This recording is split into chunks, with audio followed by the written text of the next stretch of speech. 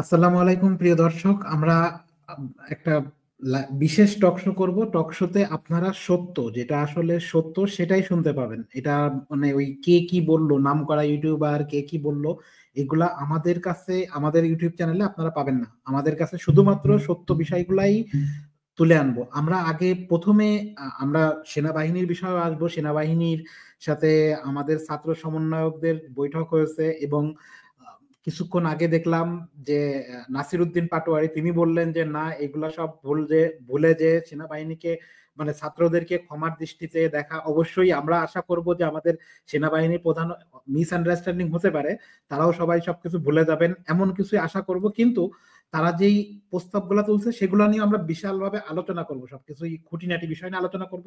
ফার্স্টে আমি ইমরান ভাই আপনাকে স্বাগত আমাদের চ্যানেলে। আপনার কাছে আমাদের ফার্স্টে জানতে চাওয়া, যেমন দেখেন আগে শেখ হাসিনার আমলে ব্যাংক ফাঁকা করে ফেলেছে, কোনো কিছু লাগেনি, মানে কোনো পেপার লাগেনি যে ব্যাংকের থেকে লোন নেওয়ার জন্য। এই লোন গুলোর টাকা নিয়ে আপনিও জানেন, আপনি যেহেতু সেনাবাহিনীর সাথে এখনো কানেক্টেড, যদিও অবসরপ্রাপ্ত কিন্তু কানেক্টেড, ওয়েল কানেক্টেড। তো এখন বিষয় হচ্ছে, আমরা যদি আপনাকে খুলে বলি একটু বিষয়টা, যে অনেকের বাসায় বাসা ভাড়া নিয়ে টাকা রাখছে, ওখানে 500 টাকা 1000 টাকার নোট, এরকম অনেকের বাসার খাটের নিচে টাকা ভর্তি। তো এই অবস্থায় যদি রাখা হয় দেশকে, তো দেশ তো আসলেও নিরাপদ না। তা আপনারা এই টাকাটা তোলার জন্য 500 এবং 1000 টাকার নোট, যারা যারা মনে করেন আপনার বৈধ ইনকামের টাকা আছে আপনার কাছে, আপনি টাকাটা চেঞ্জ করতে পারবেন। কিন্তু যদি টাকাটা অবৈধ হয়ে থাকে, অটোমেটিক্যালি বাদ পড়ে যাবে, টাকাটা ডাস্টবিনে পড়ে যাবে। তো এই টাইপের কোনো পদক্ষেপ নেওয়া উচিত ছিল বলে আপনি মনে করেন কিনা? জি ইমরান ভাই। হ্যাঁ, ধন্যবাদ আমাদের দাউদ ভাই। আপনি যেটা, এটা খুব একটা মানে সমসাময়িক একটা সমস্যা এবং এটা নিয়ে প্রচুর চিন্তা ভাবনা চলতেছে।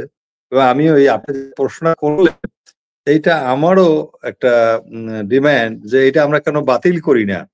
যাদের অবৈধ টাকা, মানে আমি জানি আপনাকে, আমি এরকম তথ্য পেয়েছি অনেকবার গুলশানে, তারপরে আপনার মোহাম্মদপুরে, অনেক জায়গায় তারা ফ্ল্যাট ভাড়া করে কার্টুনে ভরে 500 টাকার 1000 টাকার নোট, এক সচিব সাহেব, এক এমপি সাহেব, এক্স এমপি, দুইজনে মিলে একটা ফ্ল্যাটের মধ্যেই টাকা রাখছে এবং এই টাকাগুলির তথ্য আমাকে দিছিল এবং আমিও এটা চেষ্টা করেছিলাম যে একটা কানেকশন যাব। আমি তখন স্বরাষ্ট্র উপদেষ্টাকে একটা মেসেজ দিয়েছিলাম, বাট উনি রেসপন্স করেনি, কারণ ওনারা তখন খুবই বেসামাল অবস্থায় ছিল, নতুন পরিস্থিতি খুবই তখন ঘোলাটে, খুবই আনস্টেবল ছিল। তো পরে আমি নিজের থেকে র্যাবকে টেলিফোন দিলাম, র্যাব ধরলো না। র্যাবের এক এক্স অফিসারকে বললাম, তারপরে আরো আর্মির ক্যাম্পে বললাম, টেলিফোন করলাম, ওরা বললো স্যার এটা আমাদের এরিয়া না। তো দেখলাম সবাই অ্যাভয়েড করতেছে। অ্যাকচুয়ালি এরকম প্রচুর টাকা বাসা বাড়িতে আছে এবং এটা যদি আমাদের জমা না দেয়, তারা অবৈধ টাকা তো জমা দিবে না, তারা ব্যাংক থেকে তুলে রাখছে এইগুলি। তাহলে এটার কোনো সোর্স অফ ইনকাম তারা দেখাতে পারবে না, রিলায়েবল কোনো সোর্স নাই, অথেন্টিক কোনো সোর্স নাই। এই জন্য এই টাকাগুলি পাচার করতে পারেনি, বাট বাড়ি ঘরে আছে বিভিন্ন জায়গায় এবং এটা মানে অনেকেরই কাছে তথ্য আছে। আমি এটা জানি, আমাকে এক ফ্রিডম ফাইটার টেলিফোন করেছিল, উনি অনেক সিনিয়র একজন ফ্রিডম ফাইটার, উনি থাকে আপনার বনানী ইয়াতে, কাকরাইলে। উনি আমাকে বললে, ইমরান কিছু করো দেশের জন্য, এরকম আমার নলেজে আছে অমুক অমুক জায়গায় এই এত নাম্বার ফ্ল্যাটে আছে, তুমি দেখো। তোমরা তো, আমি তো অনেক আগে রিটায়ার করেছি, আমি তো অফিসারদের চিনি না, আই হ্যাভ এ ইনফরমেশন। এক ইনফরমার আসছে আমার কাছে, তারপর আরেকটা ইনফরমার আসছে, এই টাকাগুলি রিকভার করা যায় কিনা। এগুলি তো বাংলাদেশের জনগণের টাকা, লুটপাটের টাকা, হরিলুটের টাকাগুলি এরকম তারা সরাইতে পারেনি অনেকে। তো এইরকম এটা যদি এখন ওই 500 টাকার নোট এবং 1000 টাকার নোটগুলি বাতিল করা হয়, তাহলে কিন্তু এই লোকগুলি ধরা খেয়ে যায় এবং জমা দিতে আসবে, যেটা তারা বৈধ, দেখা এত তারিখের মধ্যে জমা দাও, না হলে তোমাদের কোনো টাকা, এগুলি সব এত টাকার নোট বাতিল করা হলো। এটা ইন্ডিয়াতে একবার করেছিল মোদি। এখন এটা স্বাধীনতার পরেও হয়েছিল, আপনার মনে আছে কিনা, যখন দেশ স্বাধীন হলো, পাকিস্তান আমলের মোহাম্মদ আলী জিন্নার ছবি সম্বলিত যে টাকা, এগুলি বাতিল করা মানে বলা হয়েছিল এত তারিখের মধ্যে জমা দিবা। তো জমা তারা দিতে পারেনি বা দেয়নি, তাদের টাকা কিন্তু পরে বাতিল হয়ে যায়। তো এই জন্য যারা জেনুইন লোক তারা তো আর জমা না দিয়ে পারবে, তারা তো জমা দিবেই, অতি উৎসাহের সহিত জমা দিবে। আর যারা অবৈধ টাকার মালিক, এটা তার লিগাল সোর্স নাই, তারা তো ধরা খাবে, এবং এটা ধরা খাওয়ানো উচিত। এবং আমাদের জনগণের যার কাছে যে তথ্য আছে সেগুলি দিয়ে মানে বাংলাদেশ গভর্নরের যে সমস্ত মানে সিকিউরিটি একটা ডিপার্টমেন্টও আছে ওনাদের, ওখানে আমাদের একজন লেফটেন্যান্ট কর্নেলও আছে, আমি জানি উনি সিকিউরিটি হেড, ওখানকার সিকিউরিটি অ্যাডভাইজার, উনি একজন কর্নেল, আগে লেফটেন্যান্ট কর্নেল ছিল, এখন বোধহয় কর্নেল। এখন প্রত্যেকটা ব্যাংকে একজন জিএম সিকিউরিটি থাকে, মানে বা সিনিয়র বিপি টাইপের ম্যানেজারের সমসাময়িক। ওনারা কিন্তু এইগুলির ব্যাপারে উদ্যোগ নিতে পারে বা বাংলাদেশ ব্যাংক। এখন স্বরাষ্ট্র মন্ত্রণালয়ে থাকতে হবে, প্লাস আপনাদের যারা আমাদের কনসার্ন অথরিটি, র্যাব তো ধরেন অনেকটা এখন ডিমোরালাইজ, তাদের কর্মকাণ্ডের জন্য বিতর্কিত কিছু তাদের যে সদস্য যে ভাবে অমানবিক কাজ করেছে, মানবতা বিরোধী, তাদের মরাল খুব ডাউন, কারণ এটা মানে রিকমেন্ড করেছে এটাকে ব্যান করতে। এইরকম পুলিশের মধ্যে ওইরকম অনেকটা আছে। সুতরাং এখানে আর্মিকেই, যৌথ বাহিনীকেই এই উদ্যোগগুলি নিতে হবে, এবং এখানে ছাত্র সমাজকে সম্পৃক্ত করতে হবে, তারাও তথ্য জানো, কারণ তাদের কাছে তথ্য আছে, তারা তথ্য পায়, তাদের কাছে তথ্য দেয় লোকজন, বিশেষ করে যারা। জি ইমরান ভাই, মনে করেন আমাদের জার্মানিতে যদি আপনি আজকে কোনো স্বর্ণ বিক্রি করতে যান, আপনার যে আইডি কার্ড অথবা আপনার যে পাসপোর্ট, এটার একটা কপি ওরা রেখে দেয় যে আপনি এই এই স্বর্ণটা বিক্রি করছেন, আপনি আপনার আইডি হচ্ছে এটা। এইভাবে ওরা স্বর্ণ, টাকা পয়সা যেটা আছে সবকিছুর একটা লিগাল হিসাব আছে। আপনি কোনো মতেই অবৈধ স্বর্ণ মার্কেটে বিক্রি করতে পারবে না। কেন বাংলাদেশে যারা স্বর্ণ বিক্রি করতে আসছে তাদের কাছ থেকে কেন পাসপোর্ট রাখছে না, তার কোনো হিসাব নাই। যেমন ভারত থেকে অবৈধ স্বর্ণ ঢুকতে পারে অন্য দেশ থেকে, বাংলাদেশ কিন্তু এই স্বর্ণের একটা চোরা কারবারের লাইন আছে। এটা নিয়ে একটু বলেন, এটা নিয়েও কথা বলা উচিত আমাদের।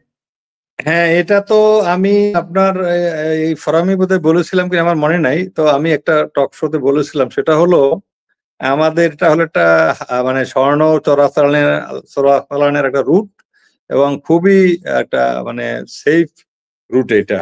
কারণটা হলো আমাদের এয়ারপোর্টে লোকজনকে খুব ইজিলি নেগোশিয়েট করা যায়, পারচেস করা যায়, এবং তারাও এটার সাথে জড়িত দিস ওয়ে আর দ্যাট ওয়ে। এবং আপনি জানেন যে কাস্টম হাউসে ঢাকা হল থেকে কত কেজি সোনা, যে সোনা চোরাচালানের কাছ থেকে উদ্ধার করা হয়েছিল, সেগুলি চুরি হয়ে গেছে, লুট হয়ে গেছে, এবং সিসিটিভির ফুটেজ কিছু কাজ করে না। তো এগুলিতে কি আপনার মানে মানে এর মধ্যে বলে সর্ষের মধ্যে ভূত। কাস্টমের হলো ম্যাক্সিমাম অফিসার হলো যারা হলো এগুলো হলো অসৎ অফিসার ম্যাক্সিমাম। চিটাং পোর্টে আপনি যাবেন, এখানে যাবেন আপনি, কাস্টমসের সাথে আমার অনেকটা মানে একটা সম্পর্ক ছিল কাজের উসিলায়, কারণ বিডিআর এবং কাস্টমস যে করিডোর গুলিতে আমরা ওই গরু ইয়া করতাম, এটাকে বলে পাস দিতাম, এবং কাস্টমসে সেটা 1000 টাকা করে বড় গরু বা 500 টাকা করে ছোট গরু জমা নিত। তো ওই টাকাটাও নাকি ফলস ভাউচারে নিছে, এবং ওই টাকা আমরা জমা ইয়া দিত, যারা গরু আনতো, এই টাকাটাও কাস্টম কেমনে যেন মেরে দিত, ওটাও নাকি ফলস রসিদ ছিল। হ্যাঁ, তো এই হলো কাস্টমের অবস্থা। আমি আপনাকে এটা আমি নিজের চোখে দেখা। তারপরে চিটাং পোর্টের তো প্রচুর আপনি জানেন আসে, এবং গোল্ডের একটা বিশাল রুট এটা, এবং এর ঢাকা ক্লাবে এখানে রুমও আছে, ওখানে কোথায় কোন রুমে কারা, এবং বাংলাদেশে তাদের নামও আছে। এবং একজন এসপি ছিল, আপনি মনে আছে কিনা, উনি বাবুল, তার চাকরি চলে গেল, তারপর ওয়াইফকে হত্যা করা হলো, তারপর তাকে ফাঁসানো হলো, মানে পরে তাকে জেল থেকে ছেড়ে দিয়েছে, এবং সে আসলে জড়িত না, তাকে ফাঁসানো হয়েছিল। এজন্য একটা ছিল কি যেন বনজ কুমার, এই বনজ কুমার এই যে স্মাগলিং এর এই নেটওয়ার্কটার সাথে জড়িত, হিউজ একটা পেমেন্ট হয়। এই যে বনজ কুমার বোধহয় এখন পলাতক, যে ডিআইজি ছিল পুলিশের, চিটাং এক সময় ছিল। তো এই এখন পুলিশের লোক যদি জড়িত থাকে, ইমিগ্রেশনের লোক যদি জড়িত থাকে, কাস্টমসের লোক যদি জড়িত থাকে, তাহলে আপনি কি করবেন? এই যে জুয়েলার্স গুলি তো আপনার আসলে স্বর্ণের কোনো হিসাব কিতাব নাই, আপনি যেটা বললেন ওই সিস্টেম ডেভেলপ করে নাই। আমাদের এখানে, এবং এটা করতেছে না তারা, এবং এরা খুব শক্তিশালী, ভেরি রিচ পিপল, এবং প্রচুর পেমেন্ট করে এরা, মাসোয়ার আদায় থানায়, যাদের তারপর যারা ধরেন এগুলির অপারেশন করে, টাস্ক ফোর্স এদেরকে কিনে ফেলে। সুতরাং আপনি এই যদি করাপ্টেড লোকগুলি থাকে, সে যত বড় অফিসারই হোক আর যত আপনি কড়াকড়ি করেন, ঘরের মধ্যে চোর থাকলে তো আপনি হবে না। আমি নিজেই চোর, তাহলে আমার মানে আমি তো রাত্রে চুরি করতে যাবো আরেকজনের তা, তো আমার ঘরে তো তখন আরেকজনে চুরি করবে। এখন এই ধরনের চরিত্রহীন দুর্নীতিবাজ যেগুলি অফিসার বা নিচের লেভেলের, এদেরকে খুব ইজিলি পারচেজ করা যায়। এদেরকে পারচেজ করাটা খুবই সহজ। লোভ, আমাদের বাঙালিদের, বাংলাদেশিদের লোভ এবং স্বার্থপরতা এটা আকাশচুম্বী। এখানে এখানে কেউ তাদের সাথে কম্পিটিশনে পারবে না, আর জবাবদিহিতা নাই, কেমনে কেমনে যেন আবার সব নর্মাল হয়ে যায়। ধন্যবাদ। জি, আমরা আমাদের কলিমুল্লাহ স্যারের স্বাগত। আমরা আপনার কাছে আবার আসবো, অন্য অন্য আরো বিষয় নিয়ে আসবো। কলিমুল্লাহ স্যার, আপনাকে আমাদের চ্যানেলে স্বাগত আজকের টক শোতে। স্যার, ধন্যবাদ। আমার প্রস্তাব হচ্ছে স্যার, বাংলাদেশে তো অবৈধ টাকার সরাসরি, মনে করেন স্যার এমন এমন নেতা আছে যার যার স্যার রান্নাঘরে যদি খোঁজ করা হয়, রান্নাঘরে খোঁজ করলেও মনে হয় 2-3 কোটি টাকা পাবো। তো এই টাকা মনে করেন তার কাজের বুয়ার বাসায় দিয়ে চেক করলেও আরো 3-4 কোটি পাওয়া যাবে। এবং আপনি যদি স্যার স্বর্ণের কথা বলেন, আমি জানি, আমার কাছেও ইনফরমেশন আছে, এমন এমন স্বর্ণ ব্যবসায়ী আছে যে স্যার তার বাথরুমের যেই দেয়াল উপরে আছে না স্যার, এগুলো সব স্বর্ণে ভরা, স্বর্ণের বারে ভরা। তো এই হচ্ছে অবস্থা। তো আপনি যদি সংস্কার সংস্কার করেই চিল্লান, তো এই টাইপের কোন বিষয়, যেমন টাকাগুলা 500 টাকা 1000 টাকার নোটগুলা তুলে নেওয়া, যাদের আয়ের সৎ সোর্স আছে, মানে আয়টা বৈধ, তাদের টাকাটা ব্যাক দিয়ে খারাপ মানি, যেটা ব্যাড মানি, এই ব্যাড মানিটা সব তুলে নেওয়া, অথবা স্বর্ণ বেচা কিনা করার যে রুট গুলো আছে সেগুলো বন্ধ করার জন্য কোনো ব্যবস্থা করছেন না। কিন্তু আপনারা বলে যাচ্ছেন সংস্কার সংস্কার সংস্কার, আসলে কি স্যার আমরা বুঝতে পারছি না স্যার, একটু বোঝাই বলেন। ধন্যবাদ। দেখুন, আপনার যে স্বর্ণ ব্যবসাটা, এটা মধ্যে শুভঙ্করের ফাঁকি আছে। আপনার সাকিব আল হাসানের কথা মনে আছে নিশ্চয়ই, আমাদের আইকন। আবার আরেকজন সাবেক সংসদ সদস্য গানের জন্য রীতিমতো নতুন মাত্রা যোগ করেছিলেন সংসদে, মমতাজ। আর আপনার টকশো শিল্পী রাশেক রহমান, এই তিনজনের ইনভলভমেন্ট এই স্বর্ণ ব্যবসায় একটি কারণে হয়েছে, সেটি হচ্ছে আপনি যে বাংলাদেশের কথা বলছেন, এখানে কোনো সোনার খনি নেই, এক, প্রাকৃতিকভাবে সোনা পাওয়ার সুযোগ নেই। দ্বিতীয়ত, আপনার যদি সোনার বিস্কিট নিয়ে আসতে পারেন, তাহলে একবার যদি স্যাকার কাছে পৌঁছে যায়, তাহলে এটা রূপান্তর করা সহজ। অর্থাৎ তিনি এটি গহনায় রূপান্তরিত করতে পারেন, এবং গহনা যদি একবার আপনার কানে, গলায়, শরীরে একজন নারীর শোভা বর্ধন করে, তাহলে আপনি যদি এটা নিয়ে প্রশ্ন তোলেন, গায়ে হাত দেন, তাহলে শ্লীলতাহানির অভিযোগে আপনি অভিযুক্ত হবেন। একজন নারী যদি সোনার গহনা পরে বিদেশ থেকে চলে আসেন দেশের অভ্যন্তরে, আপনি কি তার গায়ে হাত দিতে পারবেন? কোনো অবস্থায় না। তো ফলে এই ধরনের নানান রকমের শুভঙ্করের ফাঁকি আছে।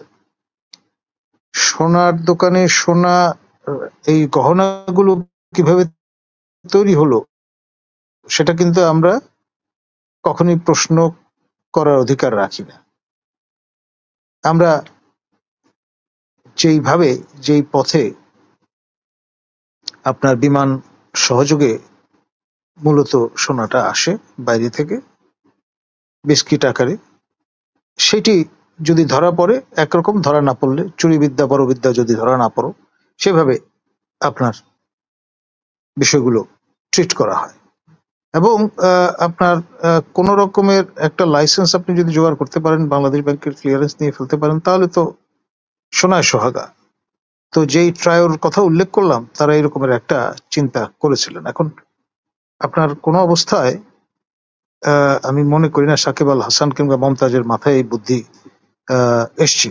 বেসিক্যালি রাশেক রহমানের সূত্র ধরেই এই বিষয়টা তে তারা ইনভলভ হয়েছিলেন। এবং আপনার ওই যে একজন মধ্যপ্রাচ্যে সোনার ব্যবসা করেন, যার ভারতীয় পাসপোর্ট আছে কিন্তু মুসলমান এবং বাংলাদেশি, তার সেই সোনার বাজ পাখির কথাও নিশ্চয়ই ভুলে যাননি আপনি।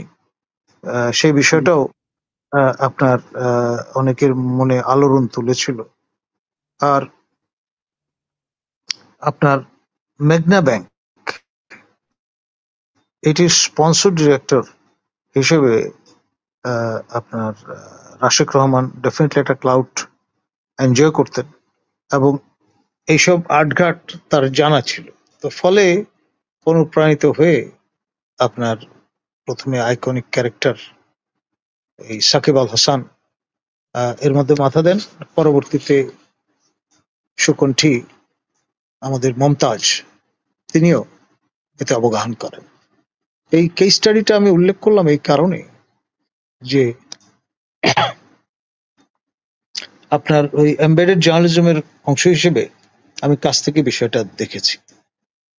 এখন আপনি যদি সুলুক সন্ধান করতে চান ব্যক্তি হিসেবে, তাদের পিছান্ট করলে তো কোনো লাভ নেই। মানে কম বেশি সবাই যারাই এই ব্যবসার সঙ্গে যুক্ত, তাদের এই ধরনের একটা অন্ধকার দিক আছে। এখন সিস্টেমটা এইরকম, কি করবেন আপনি? সোনার গহনা তো পড়তে হবে, আপনার আনুষ্ঠানিকভাবে কোণে সাজিয়ে দিতে হবে বিয়েতে। এখন আপনার স্ত্রী ধন বলে একটা বিষয় আছে হিন্দু কালচারে, মুসলিমরাও কোনো অংশে সেখান থেকে পিছিয়ে নেই। দুর্দিনের আপনার সম্বল, বাবা মা সেইভাবে কন্যাকে সাজিয়ে দেওয়ার চেষ্টা করেন, 200 ভরি 300 ভরি 500 ভরি, আর আবার 24 ক্যারেট অ্যালয়ের পরিমাণ কতটুকু বা খাদ, সেই বিষয়টা নিয়েও অনেকের উৎকণ্ঠা আছে। 22 ক্যারেট বাঙালি ললনার পছন্দ নয়, 24 ক্যারেট হলে তিনি সন্তুষ্ট হন। এই যে বিষয়গুলো আপনার স্বাধীনতা অব্যবহিত কালে আমাদের Imran sir will bear me out একটা চল আমরা চেষ্টাটা দেখেছিলাম এরকম, যারা বিশেষ করে বাম ধারা উজ্জীবিত ইয়াং ওমেন, তারা বেলি ফুলের গহনা দিয়ে বিয়ে করবার একটা ট্র্যাডিশন চালু করবার চেষ্টা করেছেন, সেটা কিন্তু মাঠে মারা গেছে। আপনার 75-এর কথা জি জি, কিন্তু পরবর্তীতে আমরা দেখলাম যে না, সোনা তার যে আবেদন সেটি সেই আপনার মানসা মুসার যে ঐশ্বর্যের দিকে আমাদের নজর, কিংবা আপনার হায়দ্রাবাদের নিজামের ঐশ্বর্যের প্রতি যে নজর, সেটা আমাদেরকে অনুপ্রাণিত করেছে। এবং খেয়াল করে দেখেন, আমাদের 4 খলিফার 1 খলিফা খ্যাত নূর আলম সিদ্দিকী ভাই জীবদ্দশায় আমাকে বলেছিলেন তার এই ট্রেড সিক্রেটটা। 72 সনে তখনকার দিন অনেক টাকা, কিন্তু একদিনে তার 2 কোটি টাকা লাভ হয়েছিল, এবং এইটাই তার জীবনের মোড় ঘুরিয়ে দেয়। তিনি টাকার ব্যবসা শুরু করেন। খেয়াল করেন, মানি মার্কেটে তার ডেভেলপমেন্ট অনেক দিকে, তো ফলে টাইফয়েড। এবং তিনি একজন আপনার অন্য যে 3 খলিফা ছিলেন তাদের তুলনায় প্রথা বিপরীত অভিলক্ষে হেঁটেছেন। আওয়ামী লীগ যখন ভাগ হলো, তিনি আওয়ামী লীগ মিজানে যোগ দিলেন, এবং এই বাকশাল কায়েমের যে উদ্যোগ, সেটা যে কজন বিরোধিতা করেছিলেন তার মধ্যে তিনি ছিলেন অন্যতম। কারণ তিনি অনেকদিন থেকেই ব্যবসা বাণিজ্যের সঙ্গে যুক্ত থাকার কারণে ডাউন টু আর্থ একজন ব্যক্তি ছিলেন। তো ফলে আপনার খোলামেলা অকপটে তিনি বিষয়টা শেয়ার করেছেন এবং অনুধাবন করেছেন। সেই জন্যই আপনার তার বিষয়টাও আমি উল্লেখ করলাম। এখন যারা ব্যবসা বাণিজ্য জগতের সঙ্গে যুক্ত, তারা অনেক বেশি প্র্যাকটিক্যাল, অনেক বেশি ডাউন টু আর্থ। তারা ঠিকই সুলুক সন্ধান বের করে ফেলেন যে কোন ব্যবসার অন্ধিসন্ধি কি আছে, এবং যারা আইন মেনে কাজ করেন তারাও কিন্তু সে বিষয়টা মাথায় রাখেন। আপনার আদর্শিক কথাবার্তা, ইউটোপিয়ান ভাবনা চিন্তা, সেগুলো যদি সঙ্গে নিয়ে আপনি ব্যবসা করতে যান তাহলে কিন্তু লালবাতি জ্বলবে আপনার ব্যবসার, এতেও কোনো সন্দেহ নেই। আর স্পিড মানি বলে একটা বিষয় আছে, যেটা ইন্দোনেশিয়াতে প্রথম আমরা প্রচলন দেখি। আমাদের এখানে এরশাদ শাসনামলে এটা যারা অনুধাবন করতে দ্রুততার সঙ্গে সক্ষম হয়েছেন তারা প্রসপার করেছেন। আর যে কথাটি আপনার অনেকেই ইদানিং বলা বলি করছে যে 16 বছর ধরে যারা এই বিষয়টা অনুধাবন করতে সক্ষম হয়েছেন তারা পরিপুষ্টি অর্জন করেছেন। আর বর্তমানে এই 7-8 মাসে যারা ডাউন টু আর্থ তারাও কিন্তু এই প্রতিযোগিতায় পিছিয়ে নেই। তো ফলে আপনার যারা করে কমে খাওয়ার তারা ঠিকই খাচ্ছেন, খেয়েছেন এবং ভবিষ্যতেও খাবেন, এতে কোনো সন্দেহ নেই। আইন প্রণেতারা সবসময় আপনার এই রেইসে পিছিয়ে ছিলেন, আছেন এবং ভবিষ্যতেও থাকবেন, এতে কোনো সন্দেহ নেই। ধন্যবাদ। জি স্যার, আপনি অনেকগুলা ইঙ্গিত করছেন স্যার, আপনাকে ধন্যবাদ। আমরা ইমরান ভাইয়ের কাছে যাব। ইমরান ভাইয়ের কাছে যাওয়ার আগে আমি আপনাদেরকে একটা রিপোর্ট দেখালে মনে হয় আমার প্রশ্নটা করতে সুবিধা হতো। আমি অ্যামনেস্টি ইন্টারন্যাশনালের একটা রিপোর্ট দেখাই আপনাদেরকে। আওয়ামী লীগকে সভা সমাবেশ করতে দিচ্ছেন না, এই জন্য আপনি শুধু অ্যামনেস্টি কেন, আরো অন্য অন্য যেই মানবাধিকার সংগঠনগুলো আছে তারা কিন্তু ক্ষিপ্ত। তো মোট আপনাদের 9টি সংগঠন। জি জি জি। তো এটা দেখেন, মানে আপনার মানে একটা জিনিস দেখেন, আপনি আওয়ামী লীগকে নিষিদ্ধ করছেন না, নিষিদ্ধ করলে ভিন্ন প্রশ্ন, নিষিদ্ধও করবেন না, তাদেরকে রাস্তাও নামতে দেবেন না, মানে এটা তো একটা থাকলোই। এবং আমি ইমরান ভাই আপনাদের কাছে আমি রিকোয়েস্ট করছি, যদি আপনারা কেউ প্রমাণ করতে পারেন, আপনাদের কাছে কিভাবে বুঝাবো যে আপনাদের যেই মাহফুজ আছে না, মাহফুজ সে আন্দোলনের কোথাও কোনোভাবে যদি যুক্ত থাকে, আমি আবার বলি, কোথাও কোনোভাবে যুক্ত ছিল, এটা কেউ প্রমাণ করতে পারলে সেদিন থেকে আমরা সবাই হাতে চুরি পরে ঘুরে বেড়াবো। কারণ আমরা জানতাম কে কোথায় কোন জায়গায় আন্দোলন করবে। এটা আমাদেরও একটু, আমাদের ছোট মানুষ তো আমরা, আমাদের একটু প্ল্যান ছিল, আমরা একটু জানতাম তো কাহিনীগুলা কি হচ্ছে। তো এই মাহফুজকে আপনি নিয়ে উপদেষ্টা মন্ডলীর সদস্যতে বসাই দিয়েছেন, মানে এখানে কোনো অভিজ্ঞতার দরকার নাই, কিচ্ছু দরকার নাই, চেতনা, আপনাদের চেতনার সাথে মিললেই উপদেষ্টা। এইভাবে যদি দেশ চালায়, আর একজন সেনা প্রধান যার 40 বছরের এক্সপিরিয়েন্স, সে একজন নাবালক শিশুর সাথে ডিল করছে যার কোনো এক্সপিরিয়েন্সই নাই, এটা আমাকে এসে বোঝাচ্ছেন যে ও এই কথা বলছে, আর সেটা আমরা জনগণ মেনে নিচ্ছি। মানে দেশ কোথায় নিয়ে যাচ্ছেন আপনি? মানে আওয়ামী লীগকে বোঝাচ্ছে কি, আওয়ামী লীগ শেখ হাসিনা শেখ পরিবার বাদ দিয়ে অন্য অন্য যারা আছে তাদের নিয়ে করবে, দল গুছাবে, এটাও মেনে নিচ্ছে যে না না এরকম একটা আলোচনা হতে পারে। এটা তো মানে স্ববিরোধিতা কথাবার্তা। শেখ হাসিনা তো মানবেই না, আওয়ামী লীগের অন্য কেউ মানবে না, 100% মানুষ আওয়ামী লীগের এটা মানবে না, এটা বিশ্বাসও করে না। এই টাইপের গাঞ্জাখুরি কথাবার্তা নিয়ে একটা দল পরিচালনা করছেন, আর সেই দলের সাপোর্ট আপনারা, আমরা যারা সুশীল আছি তারা দিচ্ছি। মানে কি আপনারা আসলে কি চাচ্ছেন একটু বোঝায় বলেন ইমরান ভাই। ইমরান ভাই আপনাকে আনমিউট করে নেন, আপনি মিউট করা। ধন্যবাদ দাউদ ভাই, আপনি একটা খুবই ইম্পর্টেন্ট একটা পয়েন্ট তুলে ধরেছেন এখানে। কোশ্চেনটা অ্যাকচুয়ালি আমরা যেটা মাহফুজের ব্যাপারে বললেন, মাহফুজের ব্যাপারটা একটু বোধহয় আলাদা। আমি যতটুকু জানি, ডক্টর ইউনূস আমাদের প্রধান উপদেষ্টা মহোদয় যখন আমেরিকাতে যায়, ক্লিনটনের যে মানে একটা এনজিও বা সামথিং লাইক দ্যাট, একটা ট্রাস্টি বোর্ড আছে, সেখানে যখন পরিচয় করিয়ে দেয় তখন তাকে বলা হয়েছিল ইজ মানে পুরা যে মাস্টার মাইন্ড আর কি হলো সে। অ্যাকচুয়ালি যারা মাস্টার মাইন্ড অনেক সময় হয়তো তারা সিনে থাকে না, এরা বিহাইন্ড দ্য স্ক্রিন থাকে। যেমন আমাদের ছিল দাদা ভাই জাসদের, ওই যে পার্শ্বদের সিরাজুল আলম খান, তো এরকম কিছু মানুষ থাকে। মাহফুজকে তারা ওইভাবে হয়তো জানে, আমরা হয়তো জানি না। এই জন্য আমি মানে এটা আর কি এই ব্যাপারে ওইরকম ইয়া করতে পারবো না। তবে আমার কাছে মনে হয় এদের বালখিল্যতা এবার এদের সাবালকত্ব আসেনি। এরা যে সমস্ত কথাবার্তা বলে এবং তাদের যে বডি ল্যাঙ্গুয়েজ, এবং আমি তো বলবো আমাদের সেনাপ্রধান জেনারেল ওয়াকার কিন্তু আপনি জানেন একটা বক্তব্য দিয়েছিল রাওয়াতে বসে, এবং সেটা সারা দেশে প্রচারিত হয় এবং মিডিয়ার কারণে সারা বিশ্বে প্রচারিত হয়, যেখানে বাঙালি বাংলাদেশি আছে। তো সেটাকে নিয়ে যে উনি ডক্টর ইউনূসকে শ্রদ্ধা ভরে কথা বলেনি বা সম্মান দিয়ে কথা বলেনি, ডক্টর ইউনূস বলেছে, এগুলি নিয়ে একেবারে দেখলাম খুবই লোকজনের উচ্চকণ্ঠ। কিন্তু যখন এই যে ওই দিন হাসনাত একটা বক্তব্য দিল, আর একটা হলো ওদের দুইজনই বক্তব্য দিল, তিনজনই শুনলাম।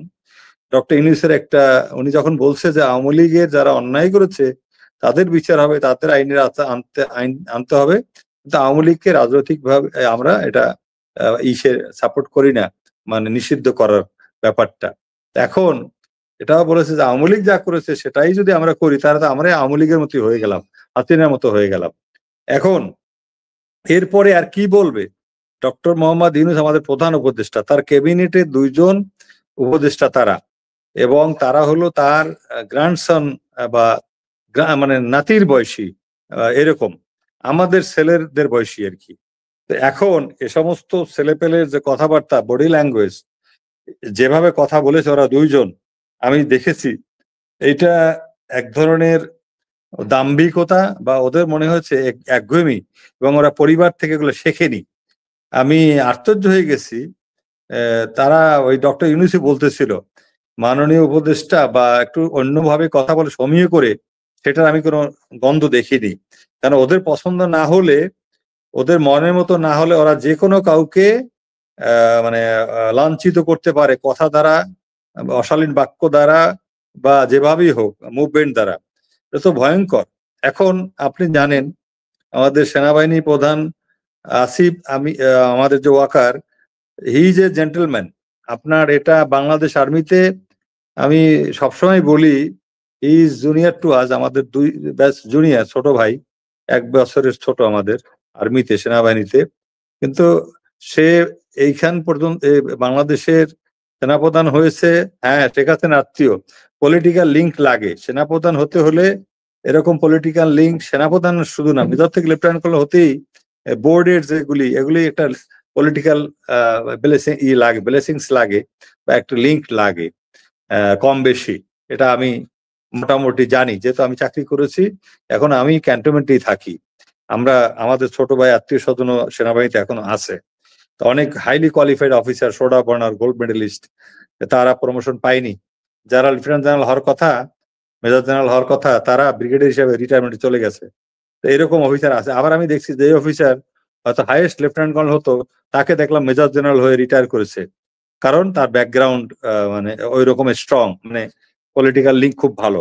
তার এই ধরনের যে আমাদের যে তিনজন গিয়েছিল সেনা ভবনে, দেখেন আপনাদের আইএসপিআর কিন্তু আমাদের 2 দিন নীরব ছিল, কোনো কথা বলেনি। কারণ এ সমস্ত বালখিল্যতা যারা করে তাদের ব্যাপারে কথা বলাও একটা মানিজ্যতের ব্যাপারে ইম্পর্টেন্স পেয়ে যায়, হিরো হয়ে যায়। সেনাপ্রধানের বিরুদ্ধে বললে আমি হিরো হয়ে যাব আর কি, আই উইল বি কাউন্টার, মানে মানে সেনাপ্রধান, এরকম একটা ভাব। এখন ঢাল নাই, তলোয়ার নাই, নিধিরাম সর্দার। এখনো তাদের ভিতরে ম্যাচুরিটি আসে নাই, মেন্টাল ম্যাচুরিটি আসবে হয়তো 40-এর নিচে। আমাদের নবীজি তো 40-এ নবুয়তি পেয়েছে, সুতরাং ওরা কি করে 27 বছরে এত বেশি পাকনা হয়ে যায়? তো এইটা আমার কাছে মানে আশ্চর্য লাগে। এবং এদের মধ্যে এমন একটা ভাব ঢুকেছে যে তারা মনে হয় বেশি বোঝে, বেশি জানে এই এই মানে আচার আচরণে। আপনি দেখেন এখন এরা কি খেলা খেলতেছে। জেনারেল ওয়াকার কিন্তু খোলামেলা ভাবে বলেছে প্রথম থেকেই যে ডিসেম্বরের ইলেকশন হবে, এবং এটা এইভাবে প্রস্তুতি নিচ্ছে। ডক্টর ইউনূসও একই কথা বলছে, এবং আরো অন্যান্যরাও বলছে, এবং বিএনপি আপনি জানেন এরা তড়িৎ ইলেকশন চাচ্ছে। এখন এই অবস্থায় সেনাপ্রধানের সুর, ডক্টর ইউনূসের সুর একই, এবং ইন্ডিয়াও চাচ্ছে তাড়াতাড়ি একটা ইলেকশন হোক, আওয়ামী লীগও চাচ্ছে তাড়াতাড়ি একটা ইলেকশন হোক। এখন এরা চাচ্ছে বিচার, এটা আমরাও বলি বিচার আগে হতে হবে। বিচার এবং মানে যেটা বিচারিক প্রক্রিয়া, এটা শুরু হয়ে গেছে অলরেডি, এবং মোটামুটি সব তথ্য কালেকশন করা হয়ে গেছে, তালিকা হয়ে গেছে। Things are going, things are advancing. তো এটা নিয়ে তো আমাদের এত বাড়াবাড়ি করার দরকার নাই। রাতারাতি তো আর আপনি কাউকে ফাঁসি দিতে পারবেন না। There is a system, there is a trial system. আপনার তো একটা আইনের মধ্যে দিয়ে যেতে হবে। শেখ হাসিনার মতো ধরে ফাঁসি দিয়ে দিলাম, যে আগেই বলে দিলাম শাহবাগ থেকে ওকে ফাঁসি দিতে হবে, ওকে যাবজ্জীবন, ওকে বেকসুর খালাস, এইরকম তো হতে পারে না। তো সুতরাং আমাদের যে হাসনাত বা আসিফ বা সার্জিস, এদের মধ্যে পার্থক্য আছে অবশ্য। তাদের এক একজনের মানে আমি দেখলাম উপলব্ধির মধ্যে পার্থক্য আছে, মানসিকতার কিছু পার্থক্য আমি দেখতে পেয়েছি। উন্নত মানসিকতা আছে, একটু ঘাটতিও আছে এদের মধ্যে। সেটা হলো, আপনি দেখেন সেনাপ্রধানের সাথে তারা দেখা করতে চেয়েছে। সেনাপ্রধানের যে এমএ থাকে, মিলিটারি অ্যাসিস্ট্যান্ট, একজন ব্রিগেডিয়ার, তো এখন তাকে টেলিফোন করেছে, তাকে এসএমএস করেছে, তারপর সেনাপ্রধান টাইম দিয়েছে সেনাভবনে আসলে ঠিক আছে। তারপর সেনাপ্রধান অফিসে ছিল, অন্য কাজ ছিল বলে সেরে তার বাসায় এসে তাদেরকে মানে সময় দিয়েছে, কথা বলেছে, সবকিছু করেছে। এবং এই ছেলে দেখেন, আপনি একটা স্টেটমেন্ট দিল, একটা ফেসবুকে দিল স্ট্যাটাস, যে এরকম সেনাপ্রধান চাচ্ছে যে এরকম ইনক্লুসিভ ইলেকশন এবং আওয়ামী লীগকে নিষিদ্ধ করা যাবে না। মানে এইভাবে একটা সে মেসেজ দিল, যেটা একটা সারা বাংলাদেশে একটা মানে বিশ্রী একটা পরিবেশ তৈরি করলো, একটা নাজুক পরিস্থিতি। এবং ঘোষণা দিল যে বাইতুল মোকাররম থেকে মসজিদে জুম্মার নামাজের পরে মিছিল বের হবে। সেনাপ্রধানের অপসারণ চেয়ে ব্লকারদেরও উস্কানি আছে, যেটা আপনি জানেন, পিনাকি ভট্টাচার্য, উনি তো ভাষা টাষা ঠিক আছে, অনেক তার কোয়ালিটি আছে, কিন্তু তার কিছু জিনিস হলো বাড়াবাড়ি, যেটা খুবই খারাপ, যেটা উস্কানিমূলক। এবং উনি তো সেফ জোনে, উনি তো ওখানে বসে, এখন উনি কি আসলে বাংলাদেশের পক্ষে কাজ করতেছে, নাকি আমাদেরকে এইভাবে আস্থায় নিয়ে ইন্ডিয়ার পক্ষে কাজ করতেছেন? আমার ডাউট। অস্থিতিশীল পরিবেশ কেন সে করতে চাবে? কারণ সেনাবাহিনী এবং আমাদের যারা ছাত্র বা জনতা, তাদের মধ্যে কেন ভুল বোঝাবুঝি সৃষ্টি করবে, এমন কিছু বলবে যাতে দুই দল দূরত্ব তৈরি হয় এবং তারা একটা কনফ্রন্টেশনে চলে যায়। এটা তো হতে পারে না। এটা তো কোনো সুনাগরিক, একজন বিবেকবান মানুষ, দেশপ্রেমিক কেউ চাইতে পারে না। আমাদের ৩২ নম্বর যখন ভাঙলো, আপনি জানেন ১০০০ থেকে ২০০০ ওখানে জনগণ ছিল, এবং এখানে সেনাবাহিনীর লোকজন গিয়েছে, তারা কিন্তু একটা ফায়ারও করে নাই, এবং যতটুকু সম্ভব সহনশীলতা দেখিয়েছে।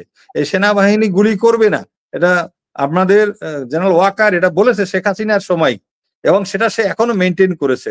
তারপরও কেউ আতঙ্কে বা কেউ সেলফ ডিফেন্সের জন্য হয়তো করেছে, দুই একটা ঘটনা ঘটে নাই, আমি তা বলবো না। কিন্তু সেনাবাহিনীর যে প্রধান, উনি তো আর মাঠে থাকেন না, উনি তো ওনার অফিসে থাকেন, বা উনি যেখানেই থাকেন সেখান থেকে বক্তব্যটা দেন। মাঠে কিন্তু ভুল হয়, আমরা আবেগতাড়িত হই, আমরাও সেন্টিমেন্টাল হই। আমাদের সময় একজন সৈনিককে গুলি লাগলো, আমরা কিন্তু তখন এটা কিছু মানি না। আমার সৈনিক যখন গুলি খেলো, আমার সৈনিককে যখন ইউনিফর্ম পরে আওয়ামী লীগের আমলে, আপনার মনে আছে শাহবাগে তার লাথি মারতেছে ছাত্রলীগের পোলাপানরা ঢাকা ইউনিভার্সিটির, ক্যান ইউ টলারেট দিস? এইটা সহ্য করা যাবে নাকি? ইউনিফর্মে পরে এত বড় সাহস কোত্থেকে হয়? তাহলে এরা কি এদেশের নাগরিক? এরা কি সেনাবাহিনীর প্রতি শ্রদ্ধা আছে? এরা কি দেশের প্রতি শ্রদ্ধা আছে?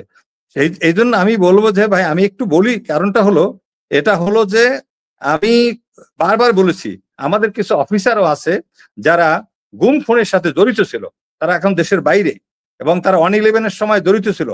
এই মঈন আহমেদ, যা আওয়ামী লীগের নাকি 111 নাকি আওয়ামী লীগের ফসল, তা এখন সেই মঈন আহমেদ কিন্তু শেখ হাসিনার আমলে এই দেশে আসতে পারেনি। দেখেন, এরকম অনেক ঘটনা আছে। আমি আরো নাম বলতে চাই না, আমার অনেক ছোট ভাইরা আছে যারা বক্তব্য দেয় সেনাবাহিনীর বিরুদ্ধে, মানে সেনা প্রধানের বিরুদ্ধে। আরে সেনা প্রধান একজন, উনি একজন প্রতিষ্ঠান, উনি একটা প্রতিষ্ঠান।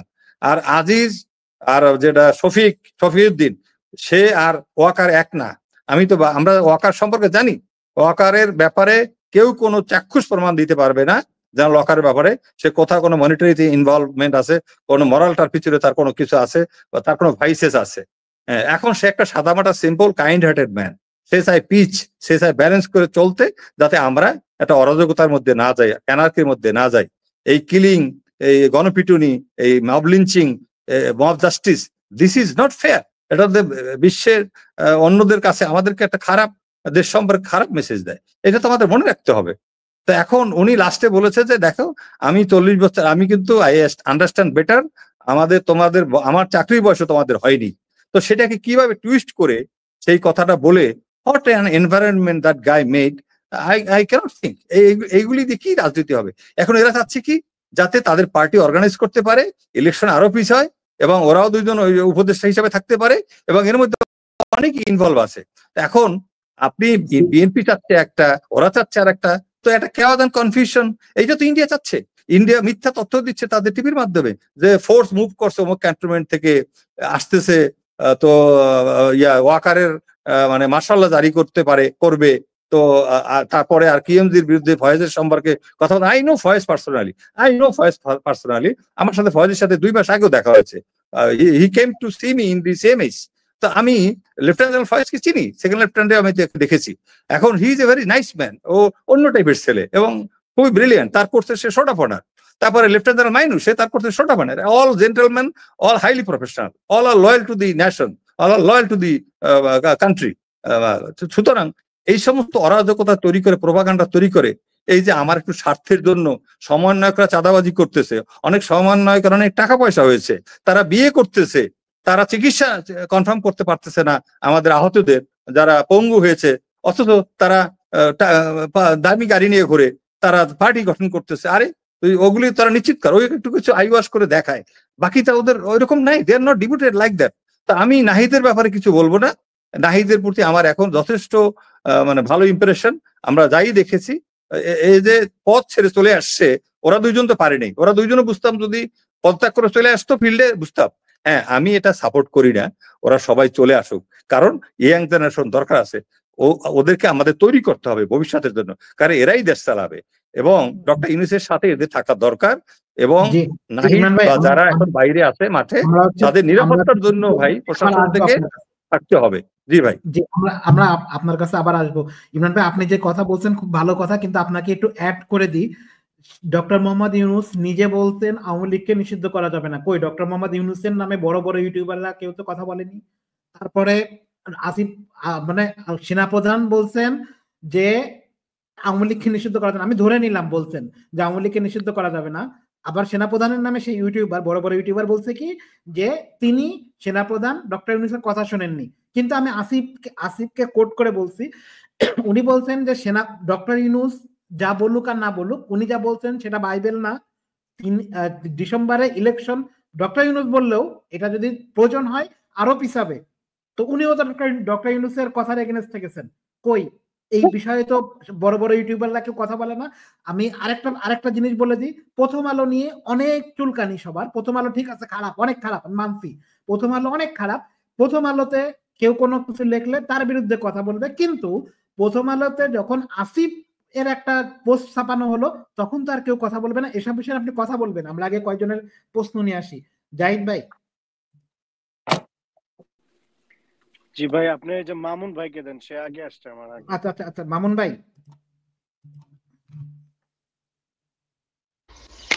হ্যাঁ, সম্মানিত উপস্থিতি, আসসালামু আলাইকুম। দাউদ ভাই, আপনাকে ধন্যবাদ নেওয়ার জন্য। মেজর স্যারকে সালাম দিচ্ছি। হ্যাঁ, একটা কথা আমি স্পষ্ট করি, একটু বলি যে সেনাবাহিনী তো হচ্ছে আমাদের একটা স্পর্শকাতর বিষয়। সেনাবাহিনী আমাদের দেশের জন্য অনেক কিছু করেছেন। 1971 সালে স্বাধীনতা যুদ্ধের ভূমিকা তো আমরা জানি। 1991 সালে তাদের ভূমিকার কথা আমরা জানি। যদি 24-এর আন্দোলনের কথা চিন্তা করেন, তাদের ভূমিকাও গভীর ছিল। যদি 24-এ তাদের জনগণের প্রতি ভালোবাসা, রাষ্ট্রের প্রতি প্রেম না থাকতো, আমার মনে হয় যে ছাত্র সমন্বয়ক বা জনতারা এদেশকে স্বাধীন করতে পারতো না। আমরা যে নব্য স্বাধীনতা বলি, এটা আমরা পাইতাম না। সেই সেনাবাহিনীকে নিয়ে যতক্ষণ পর্যন্ত একটা সেনাবাহিনীর পক্ষ থেকে বিবৃতি না আসে, ততক্ষণ পর্যন্ত আমরা কোনো মন্তব্য করতে পারি না। সেনাবাহিনীকে ভাই আমরা উস্কে দিতে পারি না। সেনাবাহিনী আমাদের দেশের গর্ব। সেনাবাহিনী একটা প্রতিষ্ঠান, স্যার থেকেই বলেছেন, ব্যক্তিগত কিছু মানুষ কিছু বলে সেটা নিয়ে আমরা কথা বলতে পারি। সেনাবাহিনীকে নিয়ে আমার মনে হয় কোনো প্রকার বিতর্ক করা ঠিক নয়। বরং আমি ছাত্র সমন্বয়ক নিয়ে একটু কথা বলতে চাই, যে ছাত্র সমন্বয়কেরা তাদের অল্প বয়সের কারণে একটা তারা প্রতিবাদ করতে পেরেছিল। আবার অল্প বয়সে দাউদ ভাই অনেকে খারাপ পথেও যেতে পারে। এই বয়সটা এমন একটা জিনিস, আপনি অল্প বয়সে যেমন প্রতিবাদী হতে পারবেন, এবং সুযোগ পেলে এই অল্প বয়সে আপনি আবার অপরাধীও হয়ে যেতে পারেন। আমার মনে হয় ছাত্র সমন্বয়করা 5 জুলাই এর আগে যে ভূমিকা ছিল এটা ছিল অত্যন্ত পরিষ্কার, এটা দেশের মানুষের জন্য ভালো ছিল, দেশের জন্য ভালো ছিল। এবং পরে তাদের ভূমিকাগুলো আমি ভালো মনে করিনি। কিসের দরকার ছিল তাদের একটা দল গঠন করবার রে ভাই? আমার মনে হয় না তাদের দল গঠন করবার দরকার ছিল, বরং তারা ঐক্যজোটের মাধ্যমে সরকারকে, সারা বাংলাদেশের যে রাজনীতিবিদগুলো না আছে তাদেরকে কঠোর হস্তে দমন করতে পারতেন। সে জায়গা থেকে যারা দূরে সরে আসছে, আমার তাদের প্রতি আর কোনো সহানুভূতি, কোনো ভালোবাসা নাই। এখন যে ভালোবাসাটা হচ্ছে সেটা হচ্ছে আমাদের দেশের মানুষের প্রতি। আমরা সদা সর্বদা দেশের জন্য কথা বলছিলাম। দাউদ ভাই, আপনি নিজেও দেশের জন্য কথা বলছিলেন। কাজেই আমরা এই বিশৃঙ্খলা চাই না। সেনাবাহিনী আমাদের দেশের গর্ব, তাদের সম্পর্কে বিতর্কিত কোনো আলোচনা হোক এটা আমরা চাই না। আমরা ব্যালেন্স বজায় রাখবার জন্য সেনাবাহিনীকে সহনশীল হওয়ার আহ্বান জানাবো। আমাদের ছাত্র সমাজকে এই সময় আমি কিছু মনে করি না, তাদেরকে আমি স্বার্থপর মনে করি। বরং যারা মারা গিয়েছে ভাই, দাউদ ভাই, যারা মারা গিয়েছে মুগ্ধ, যারা মারা গেছে আবু সাইয়েদ, তারা চিরস্মরণীয় হয়ে থাকবে। ধন্যবাদ সবাইকে। জি জি, আপনাকে অনেক ধন্যবাদ। জাহিদ ভাই, আপনার প্রশ্ন। জি, আসসালামু আলাইকুম আপনাদের সবাইকে। ওয়ালাইকুম আসসালাম।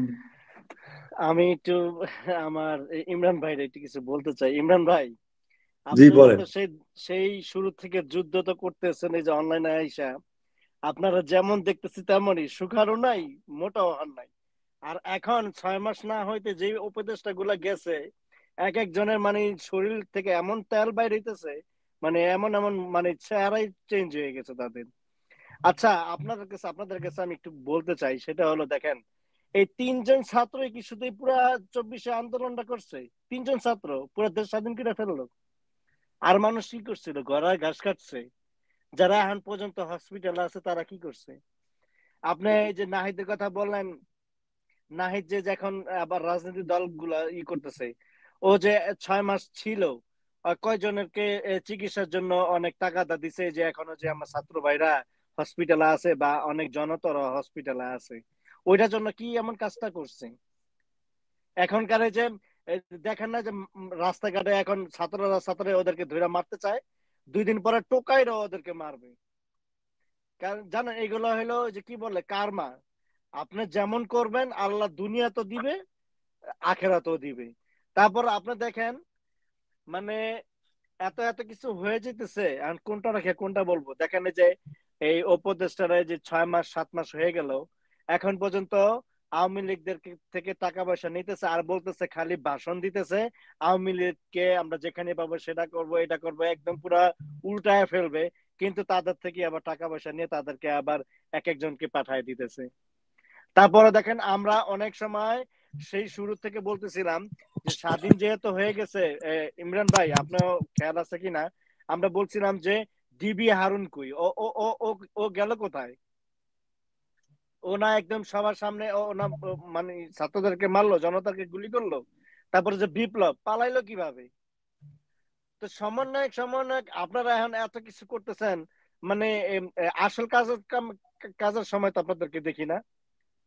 এইসব বুকচুত বাদ দিয়া তারপরে যে মাহফুজে যে আপনি দাউদ ভাই সুন্দর কথা বললেন যে কোথাও তো আর দেখি নাই, আমরা আসলে তো কোথাও দেখি নাই, ও মাস্টার মাইন্ড হয়ে গেছে। তাই ইমরান ভাই, আমি শুধু বলতে চাই আপনারা কি করলেন এত বছর? যত মানুষ কত মানুষের যে গুম হয়ে অত্যাচার হইলো, যে 17 বছর যে অত্যাচার জুলুম নির্যাতন সহ্য করছে, আওয়ামী লীগের লোকজন এখন কিভাবে সরকারের ইয়াতে আছে? অনেক কি শিক্ষিত লোক ছিল না? অনেক আর্মি পার্সন ছিল না? অনেক লয়ার ছিল না? অনেক বিচারপতিরা ছিল না? তাদেরকে তো বিদেশি পাঠাই দিছে আওয়ামী লীগের সময়, তাই না? দেশ ছাড়তে হয়েছে, তাদেরকে বসানো যেত না? তা আমগো কি যে দাউদ একটা সুন্দর বলে না যে আমাদেরকে মনে করে, আসলে আমরা ওইটাই মনে হয়, কারণ আমাদের ওইটাই মনে করে, আর মানুষ নাই। এই যে ওনারা যে এক একজনের উদাহরণ দেখায় যে আমরা ভালো মানুষ কোথায় পাবো, সবই তো আওয়ামী লীগ। তাই যারা ওই যে 16 বছর 17 বছর যে গুম হয়ে জেলে ছিল, তারা কি আওয়ামী লীগ ছিল? তাদের ভিতরে ভালো লোক ছিল না? তাদেরকে বসানো যায় না? এখনো তো আওয়ামী লীগে বসা রাখছেন। কেন কথা বলতে চাই না ভাই, এই মনের দুঃখে, কারণ এগুলো জীবনে ভালো হইব না, এই টাকার কাছে বিক্রি হয়ে গেছে অলরেডি। জি জি জি, জাহিদ ভাই আপনাকে অনেক ধন্যবাদ। আব্দুর রহিম ভাই, আপনার ক্যামেরাটা একটু অন করেন। আব্দুর রহিম ভাই। ক্যামেরা অন করতে পারতেছি না দাউদ ভাই, আমি এমনিতে জি জি বলি। বলেন বলেন। এখানে ইমরান ভাই আছে, আমার মনে হয় আপনার আজকে যে সাবজেক্টটা রাখছেন এই সাবজেক্টটা নিয়ে ইমরান ভাই ডিটেলস বলতে পারবে। আমি শুধু আপনাকে একটা জিনিস স্মরণ করিয়ে দিই এবং ইমরান ভাইকেও ব্যাপারটা স্মরণ করিয়ে দিই, জানা আছে কিনা। ভারতে যখন নরেন্দ্র মোদী প্রথম ক্ষমতায় আসে 2014 সনে, উনি আসার পরেই কংগ্রেস এবং সিপিএম টিপিএম এদের দুর্নীতি বন্ধ করার জন্য ভারতের যত 1000 টাকার নোট এবং 500 টাকার নোট যা ছিল সকল নোট গুলাকে বাতিল করছে। আর বাংলাদেশে বিগত ফ্যাসিস্ট হাসিনার সরকার গাজীপুরের টাকশালকে আরামবাগের প্রেসের মতো মনে করে এখান থেকে কোনো নিয়ম নীতির তোয়াক্কা না করে প্রচুর টাকা প্রিন্ট করছে। যে টাকাগুলা অনেকগুলা টাকা নিয়ে তারা কলকাতাতে চলে গেছে, ইন্ডিয়া চলে গেছে, যার প্রমাণ আমাদের ওই কালামানিক, বিচারপতি কালামানিক, সে অলরেডি টাকা সহ ধরা পড়ছে। তারপরে যে ছাত্রলীগের কেন্দ্রীয় কমিটির সভাপতি নাকি সেক্রেটারি ছিল ইসাক আলী খান পান্না, যে মারা গেছে, তার অনেক টাকা সহ সেখানে ধরা পড়ছে। তার নগদ বাংলাদেশি টাকা নিয়ে যাচ্ছে। এবং বাংলাদেশ এই যে সেনাবাহিনীর সাইফুল সাহেবের বাসা থেকে 2 কোটি 2.5 কোটি টাকা উদ্ধার করা হলো। আমার জানা মতে, আমার মনে হয় বাংলাদেশে এখন 500 এবং 1000 টাকার প্রচুর নোট বিভিন্ন বাসা বাড়ি, বিভিন্ন মাটির নিচে, মাটির উপরে। আর আমি জানি না এটা কিনা বলে দাউদ ভাই, আপনি কখনো কলকাতায় গেছেন কিনা। কলকাতায় কিন্তু মুদির দোকান এবং বিভিন্ন বাজারে বাংলাদেশে কারেন্সি কিন্তু এক্সচেঞ্জ হয়। ঠিক বাংলাদেশের দোকানে আমরা যেভাবে কারেন্সি গুলো ব্যবহার করি, কলকাতা এবং বাংলাদেশের আশেপাশে যে প্রদেশগুলো আছে ওইগুলো এবং নেপালে এটা ঠিক এইভাবে ব্যবহৃত, এটা এক্সচেঞ্জ করতে হয় না। তা আমি বলবো, আমি একটু অন্য একটা কাজে ব্যস্ত আছি, আমি ইমরান ভাইয়ের কাছে উদাত্ত আহ্বান জানাবো এবং ওনাকে অত্যন্ত অত্যন্ত অত্যন্ত রিকোয়েস্ট করব, কি কারণে আমাদের 500 এবং 1000 টাকার নোট গুলা এখন ইমার্জেন্সি ভাবে বাতিল করা দরকার এবং এগুলাকে বাতিল করে হয় নতুন করে নতুন নোট ছাপানো হোক, নতুবা অন্য ছোট কারেন্সির নোট গুলাকে বাড়ানো হোক। আর আমরা অত্যন্ত আনন্দিত যে ডক্টর ইউনূস স্যার আসার পরে যেভাবে আমাদের মূল্যস্ফীতি হ্রাস পেয়েছে, মানে আমাদের দ্রব্য মূল্য আমাদের ক্রয় ক্ষমতার মধ্যে আসছে। আমার মনে হয় বর্তমান বাংলাদেশের রাজনৈতিক, বাংলাদেশের অর্থনীতির প্রেক্ষাপটে 500 এবং 1000 টাকার নোটটা প্রয়োজনীয়তা তেমন একটা নাই। আর বাংলাদেশে এখন আস্তে আস্তে ক্যাশলেস ট্রানজাকশন শুরু হচ্ছে, যেমন আপনার বিকাশ অ্যাপ, নগদ অ্যাপ, আরো বিভিন্ন ভাবে। তা আমি ইমরান ভাইকে বলবো, আপনি আজকে একটু এটা জোরালো ভাবে একটু হাইলাইট করেন। পাশাপাশি ইমরান ভাইকে আমি আরো রিকোয়েস্ট করব, যখন রাওয়াতে কোনো প্রোগ্রাম হবে তখন আপনার রাওয়াতে এই ব্যাপারটা আলাপ করবেন, আপনার যত জায়গা আছে তত জায়গা আলাপ করবেন। এবং আমি দৃঢ়ভাবে বিশ্বাস করি 500 এবং 1000 টাকার নোট গুলাকে যদি এখন বাজেয়াপ্ত করা হয়, বাজেয়াপ্ত তো না, 5 দিন বা 7 দিন সময় দিয়ে দিবে, যে 5 দিন বা 7 দিনের মধ্যে বা 1 মাসের মধ্যে ব্যাংকে জমা দিয়ে তারা এক্সচেঞ্জ করে নিবে। তো যাদের টাকাটা অবৈধ, যারা টাকাটা পাচার করেছে, যারা টাকাটা লুকিয়ে রাখছে, তারা তো আর এগুলো নিয়ে ব্যাংকে আসবে না।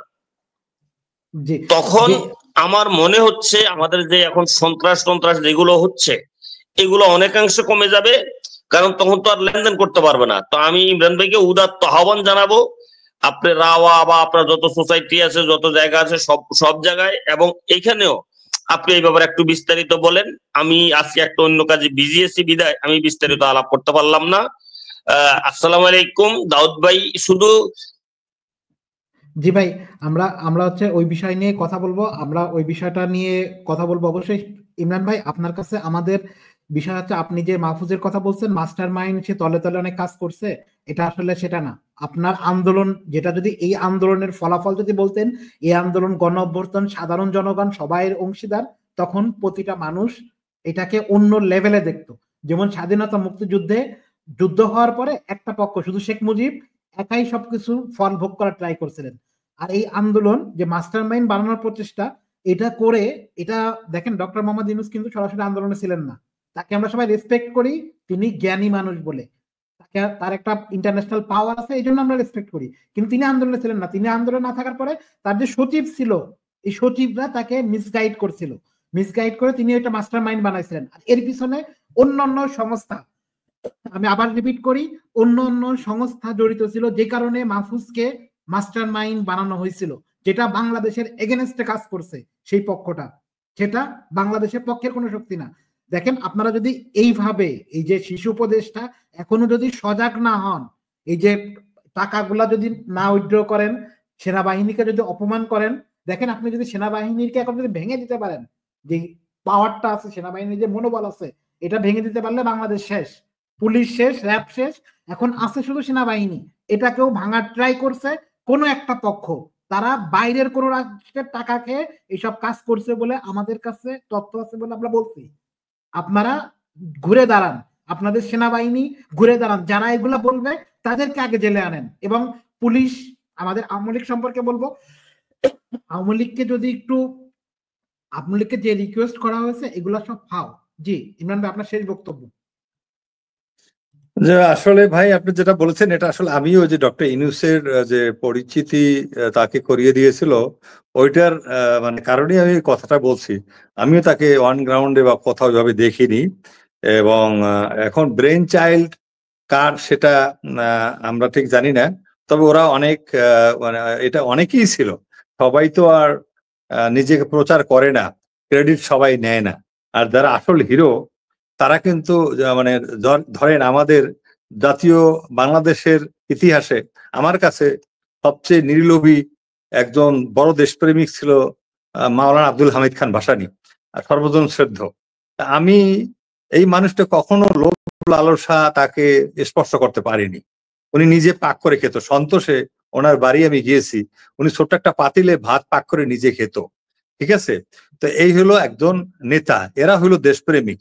তো এখন আপনি জানেন সে তার তো কত আন্দোলন, সে সারা জীবনে আন্দোলন, এবং তাকেই শেখ মুজিব আমাদের বঙ্গবন্ধু তাকে নজরবন্দি করেছিল এবং তাকে অনেক অপমান করেছিল, হি ওয়াজ নট অনার্ড। অথচ তারা ছিল এই শেখ মুজিব তৈরির পিছনে কারিগর, এরাই শেখ মুজিবকে তৈরি করেছিল এক সময়। যাই হোক, এই ধরনের অনেক কিছু আছে। তো আমি যেটা মনে করি, আমার ভাই যেটা বলল যে ওই যে জাহিদ আমার ভাই, সে একটা প্রশ্ন করেছে যে আমরা পরিবর্তন চেহারা হয়নি বা ইসের হয়নি, অনেকের হয়েছে, এটা হয় কি ভাই? অ্যাকচুয়ালি আপনি মানে কোন মানসিকতা নিয়ে মানে বড় হয়েছেন, কোন ব্যাকগ্রাউন্ডে, আপনার বাবা মা কি শিখিয়েছে, আপনার ফ্যামিলি আত্মীয় স্বজন, আপনি কোন পরিমণ্ডলে বড় হয়েছেন, একটা ব্যাপার। ভালোবাসা, দেশের জন্য ভালোবাসা, মানুষের জন্য ভালোবাসা তো আমাদের হওয়াটাই স্বাভাবিক। আর যারা আমাদের ধরেন নিম্নবিত্ত বা মধ্যবিত্ত থেকে আসে, এরাই তো বাংলাদেশকে নেতৃত্ব দেয়, সেটা আমলা বলেন, রাজনীতিবিদ বলেন। এদের আপনার দুই জেনারেশন, এক জেনারেশন পিছনে গেলেই দেখবেন এদের বাবারাও সাধারণ ঘরের থেকে আসে। শেখ মুজিবের বাবা ছিল একজন পেশকার, ঠিক আছে। এখন আপনি বলেন তো, এখন আপনি ব্যারিস্টার পার্থ, নাদির রহমান মঞ্জুর ছেলে, একটু ভালো ব্যাকগ্রাউন্ডের ফ্যামিলি, এরা ধরেন এরকম হাতে গোনা কিছু ফ্যামিলি আপনি পাবেন, আমি যতটুকু আপনি বলতে পারি। এছাড়া এই একে খান ফ্যামিলি, এছাড়া সবই কিন্তু নিম্নবিত্ত মধ্যবিত্ত, ঠিক আছে। এখন আপনি কেউ রাজনীতিতে আসছে, কেউ ব্যবসায় আসছে, কেউ আমলা হয়েছে, তো ভাগ্য গুণে, মেধার কারণে বা বিভিন্ন কৌশলে বা চাটুকারিতা করে বা নিজের যোগ্যতায় উপরে গেছে। এখন যে আমলাদের ক্যারেক্টার আমি আপনাকে বলতে পারি, যেমন আসাফউদ্দৌলার মতো আমলা তো আমরা দেখি না, আকবর আলী খানের মতো আমলা আমরা দেখি না, কেরামত আলী সাহেব ছিল পটুয়াখালীর আমাদের, ওনার মতো আমলা আমরা দেখি না, ক্যাবিনেট সেক্রেটারি ছিল। এখন আমলাগুলিও তো কামলা টাইপের। এখন আপনি এদেরকে যে মানে শ্রদ্ধা করব, বা এই যে তৌহিদ যারা বাচ্চাগুলি, যে শিশু আমাদের যেটা, বা কিশোর যে উপদেষ্টা, এরা তো ছড়ি ঘুরানোর চেষ্টা করতেছে কেন? কারণ ওরা জানে এদের দুর্বলতা আছে, ওদের নারী নক্ষত্র জানে, ওদের ভাইসেস গুলি জানে, ওদের কে কোন আওয়ামী লীগের ব্যানারের কাজ করছে, কে কোন কারণে বরখাস্ত হয়েছিল, সাসপেন্ড হয়েছিল, ওএসডি হয়েছিল। এখন যত ওএসডি হয়েছে ওই হাসিনার আমলে বা আগে, তারাও বলে আমরা বঞ্চিত, আমরা মানে হাসিনার স্বৈরাচারের শিকার। অ্যাকচুয়ালি এগুলি অনেক কিছু এখন ভাওতাবাজি, এই রেকর্ডগুলি কেউ দেখে না। আর যেটা বললেন, বাংলাদেশ সেনাবাহিনী হলো আপনার শুধু স্পর্শকাতর না, এটা হলো বাংলাদেশের স্বাধীনতা সার্বভৌমত্বের সবচেয়ে বড় স্তম্ভ, শক্তিশালী স্তম্ভ, এটা হলো শেষ। এবং শুধু আমার ভাই একজন বলেছে যে ৭১-এ 71 শুধু না, 71, 90 এবং 24-এও সেনাবাহিনী যে যত অপব্যাখ্যা করুক, নেতিবাচক ভাবে তুলে ধরুক, পিনাকি হোক বা আরেকজন হোক, যে যখন দেখছে নিচের লেভেলের অফিসাররা, মেজর সাহেব, ক্যাপ্টেন সাহেব বা সৈনিকরা দেখছে মানে শেখ হাসিনার বিরুদ্ধে বা স্বৈরাচারের বিরুদ্ধে, তখন উনিও হাওয়ায় পাল তোলাই দিছে। আমাদের জেনারেল ওয়াকারুজ্জামান, সে একজন, আমি যতটুকু জানি, সে একজন সুস্থ মস্তিষ্কের মানুষ। সে আহামরি অফিসার না, সোডা বনার না, কিছু না, কিন্তু ভালো মানুষ, বিবেকবান মানুষ, এবং সে সোজা কথা, স্ট্রেট টাইপ কথা বলে। সে যেটা ফিল করেছে সেটা বলেছে। কারণ আপনি দেখেন, যখন ওইখানে রাওয়া ক্লাবে বক্তব্যটা দিল, তার আগে কত কিছু হচ্ছে, এই ওয়াকারকে নিয়ে কথা, জেনারেল ওয়াকারকে নিয়ে কথাবার্তা, তো একে নিয়ে কথাবার্তা, মানে সবকিছু যেন আমাদের ব্লগাররাই সব জানে, ইউটিউবাররাই সব জানে, এবং ওখান থেকে তারা সবকিছু একেবারে দেশ চালাই দিচ্ছে। তারা কেন উপদেষ্টা হচ্ছে না, অমুকে কেন উপদেষ্টা হচ্ছে না? আরে ভাই, তুমি কাজ করো দেশের জন্য, তোমার তো ওখান থেকে এমন ভাবে কাজ করো যে কাজটা তোমার জনমনে একটা আতঙ্ক, ভীতি, অস্থিরতা তৈরি না করে, দেশের মধ্যে একটা অরাজকতা তৈরি না করে। আমরা আওয়ামী লীগ যেটা করেছে, হাসিনা যেভাবে মানে ধ্বংসযজ্ঞ চালিয়েছে, হত্যা করেছে, খুন করেছে, কি করে নেই? হাসিনা ভারতকে খুশি করার জন্য যাই ইচ্ছে তাই করেছে, আলেমদেরকে হত্যা করেছে, আপনার ফাঁসি দিয়েছে মিথ্যা মামলায়, মানুষকে গুম করেছে, মানে অনেকে লাশ পাওয়া যায় না, ডেড বডি পাওয়া যায় না, কিছু খুনি তৈরি করেছে বাংলাদেশ আর্মিতে, পুলিশে, সব জায়গায়। এখন আমি কি সেটা করতে পারি? আমরা তো বিচারিক একটা ব্যাপার আছে। আমরা তো ডক্টর ইউনূস আন্তর্জাতিক যারা এক্সপার্ট তাদেরকে নিয়ে আসছে, মানবাধিকারের লোক আসছে, ভলকার তুর্ক আসছে, এবং এটা রিপোর্ট দেওয়া হয়েছে, everything is going very smoothly. এগুলি কিন্তু বিশাল কাজ। সবাই বলে কাজ কিচ্ছু হচ্ছে না, কাজ আগাচ্ছে, থিংস আর গোয়িং। তারপর অর্থনৈতিক 62,000 কোটি টাকা এ যাবৎ অলরেডি উনি হাসিনার আমলে লোন পরিশোধ করেছে। এখন এই আকুর লোন শোধ করেছে, এই যে আদানির লোন শোধ করতেছে, এভরিথিং ইজ গোয়িং অন। বলছিল কি আদানি টাকা দিতে পারবে না, কারেন্ট ইলেকট্রিসিটি বন্ধ হয়ে যাবে, কিন্তু বন্ধ হয় নাই, ঠিকই পেমেন্ট করেছে। এখন আমাদের এই যে সমালোচনা তখন আমরা করি, আমরা সমালোচনা করতে হবে ভালো মন্দ দুইটা বিবেচনা করে। আমরা শুধু সমালোচনার খাতিরে সমালোচনা করা ঠিক না, আর সমস্ত দোষ নন্দ ঘোষ এইটা হয় না। আরে যখন বাংলাদেশ ক্রাইসিসে, তখন সেনাবাহিনীর হস্তক্ষেপ চায়, সেনাবাহিনী কেন ক্ষমতায় নেয় না, সেনাবাহিনী কেন মার্শাল্লাহ দেয় না, এইগুলি, এই মার্শাল্লাহ দেওয়ার অনেক উস্কানি দেওয়া হচ্ছিল ইন্ডিয়া থেকে এবং ভিতর থেকে, কিন্তু জেনারেল ওয়াকার এতে যায়নি, মার্শাল্লাহতে যায়নি, কারণ এটা আমাদের দেশের জন্য ক্ষতি। মার্শাল্লাহ তো হতে পারে না বিকল্প একটা গণতান্ত্রিক দেশে। স্বৈরাচারের প্রতি পর যদি মার্শাল্লাহ আসে, তাহলে আরেকটা স্বৈরাচারী মিলিটারি ডিক্টেটরশিপ আসবে। সুতরাং সেটা কেন হবে? এবং সে ওপেন বলেছে, দেখেন কতটুকু সে ডেমোক্রেসির প্রতি শ্রদ্ধা। সে বলেছে একটা ইলেকশন হবে, ফেয়ার ইলেকশন করলে, ফেয়ার ইলেকশন হবার পরে আমরা বাংলাদেশ আর্মির যে 30,000 আমাদের ফোর্স আছে তা আমরা উইথড্র করে নিয়ে আসবো। কারণ আমরা জানি, শোনেন, আমরা সৈনিক পালন করেছি, সৈনিক আমাদের সন্তানের মতো। অনেকে এইটা বুঝবে না, আর্মির অফিসারদের সাথে সৈনিকদের সম্পর্কটা হলো আমার সন্তান, ওরা আমার ফ্যামিলির চেয়ে আমার অ্যাটাচমেন্ট বেশি। আমার যে ড্রাইভার, আমার যে রানার, আমার যে গানম্যান, আমার সাথে যে ডিউটি করেছে, আমাকে যে প্রোটেকশন দিয়েছে হিলট্যাক্সে, আমার শান্তি বাহিনীর বিরুদ্ধে আমার সাথে যুদ্ধ করেছে, আমাকে শান্তি বাহিনী গুলি করেছে, আমার গুলি লেগেছে, আমাকে উদ্ধার করে হাসপাতালে নিয়ে আসছে, এই হলো আমার সৈনিক। আমার ভাই তো যাবে না, পারবে না, আমার সন্তান এটা পারবে না। সুতরাং আমাদের সাথে সৈনিকদের সম্পর্ক, সেটা বিডিআর বলেন, আর্মি বলেন, এটা হলো আত্মিক সম্পর্ক, আমাদের আত্মার সম্পর্ক আছে, ঠিক আছে? সুতরাং আমি যেটা বলবো, আরেকবার আসবো আপনার কাছে, শেষ আরেকবার আসবো। আপনি যে কথা বলছেন আমরা আপনার সাথে একমত। আদানির টাকা যে পরিশোধ করছে এটা আমরা চাইনি। আদানির যেই কন্ট্রাক্ট ছিল সেটা রিভিউ করার দরকার ছিল। আমার টাকা ফাউ কাজে ইন্ডিয়ারে দিয়া, এটা আমরা পছন্দ করি না। আপনি বলবেন আপনার কথা। যে রহিম ভাই, আপনি কিছু বলতে চাচ্ছিলেন? আব্দুর রহিম ভাই,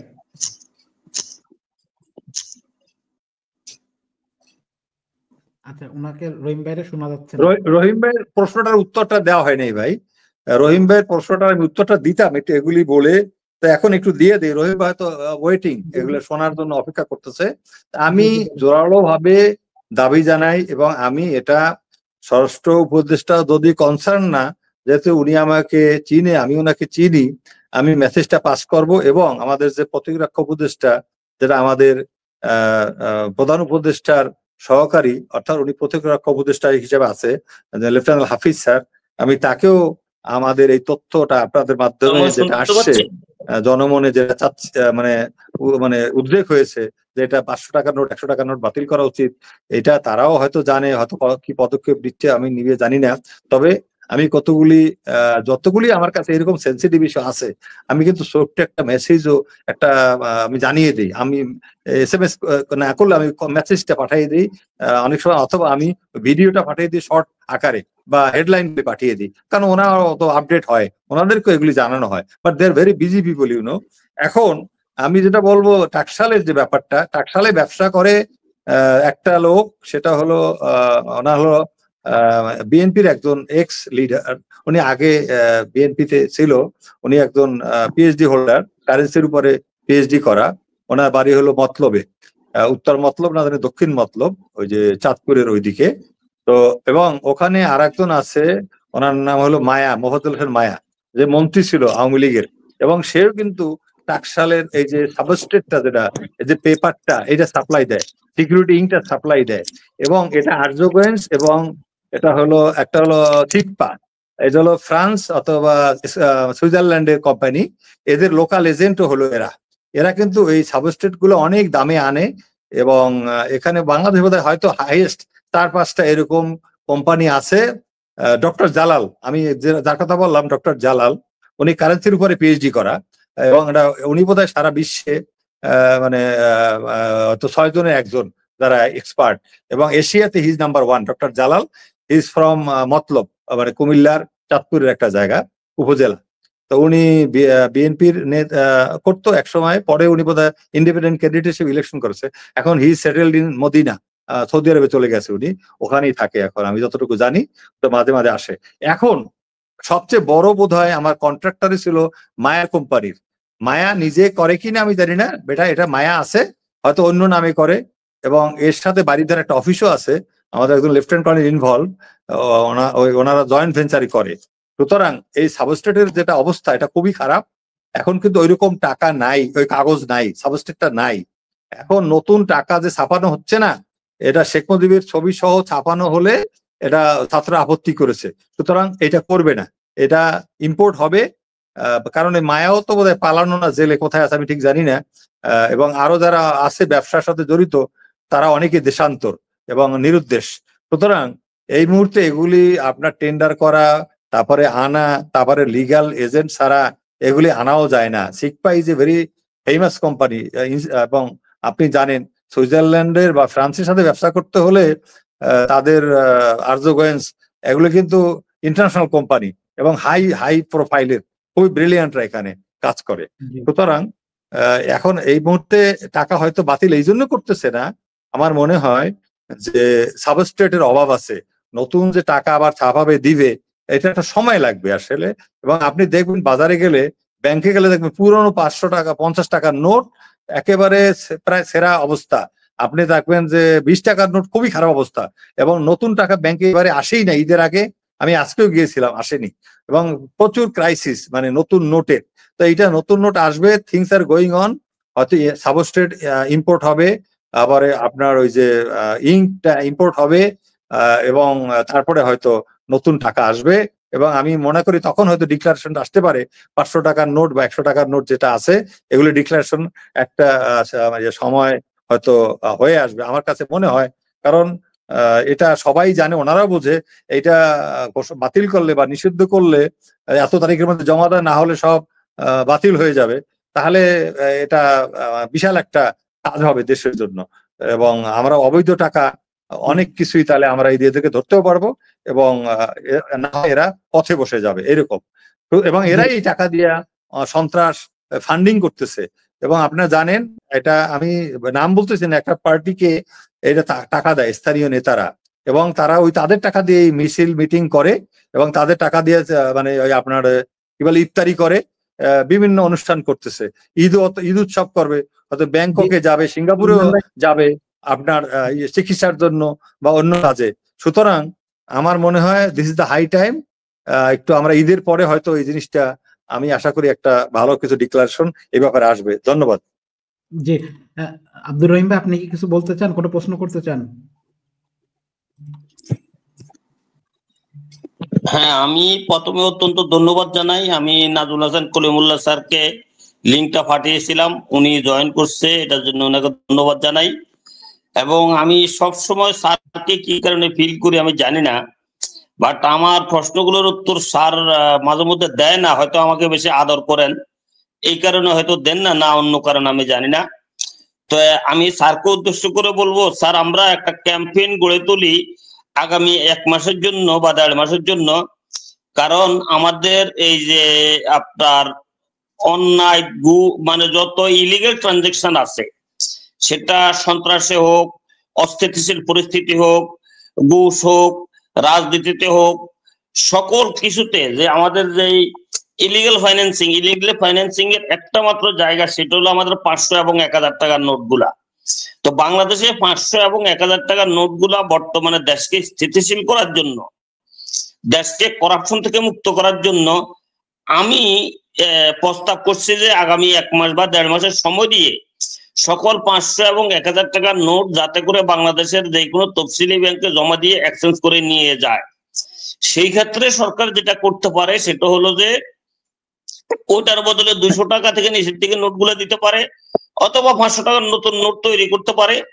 এতে করে যাদের কাছে অবৈধ এবং ঘুষ বা অন্যায়ভাবে যারা টাকা উপার্জন করে এটাকে সময় মতো ডলারে ট্রান্সফার করতে পারে নাই এবং এটাকে বিভিন্ন জায়গায় গোডাউনে রাখছে, এই গোডাউনে রাখা টাকাগুলো আর ব্যাংকে যাবে না এবং একটা নির্দিষ্ট সময় এটা বাজেয়াপ্ত হয়ে যাবে। এটা আমাদের অর্থনীতির জন্য বিশাল একটা সম্পদ হবে এবং এই বাজেয়াপ্ত টাকাগুলোকে আমাদের জাতীয় রাজস্ব কোষাগারে নিয়ে আসা যাবে।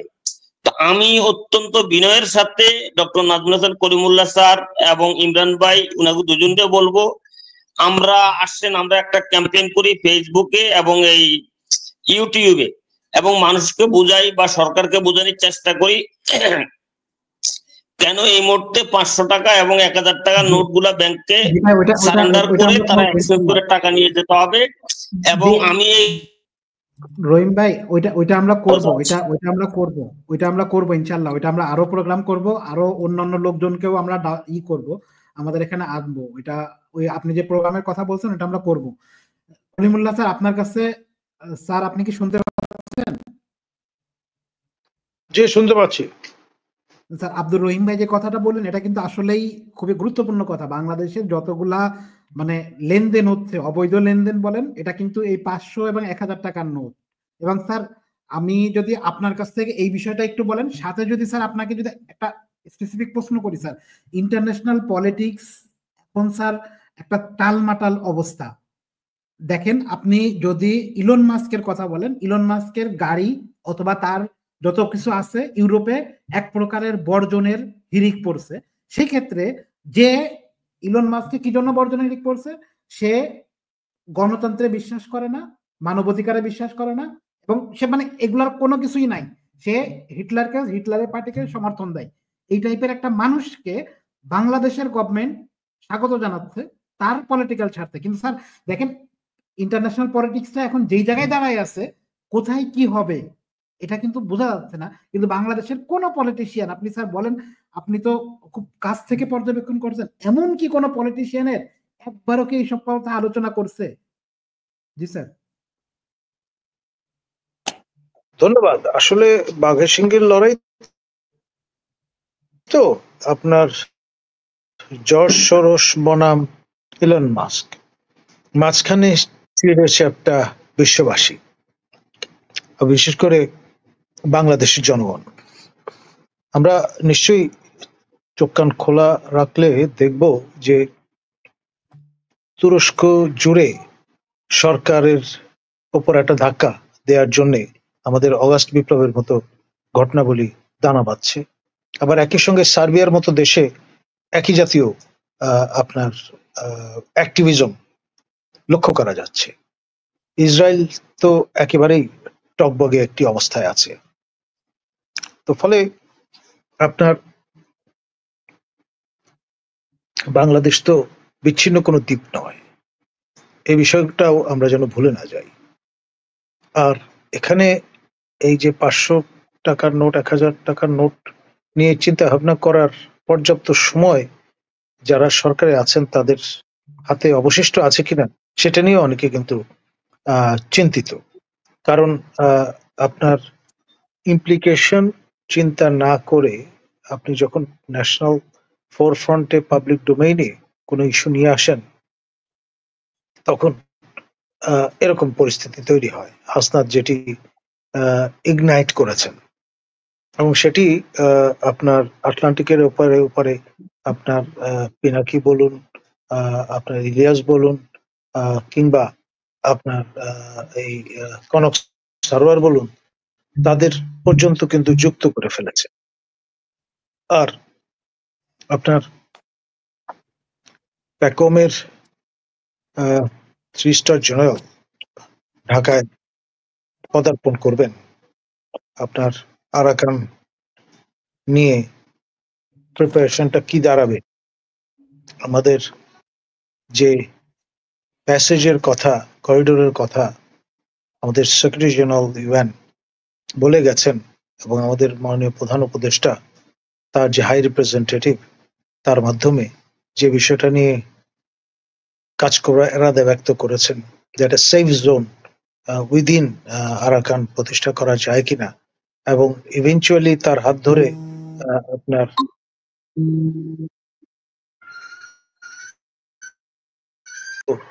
ইস্যু কিন্তু ফোরফ্রন্টে চলে আসতে পারে।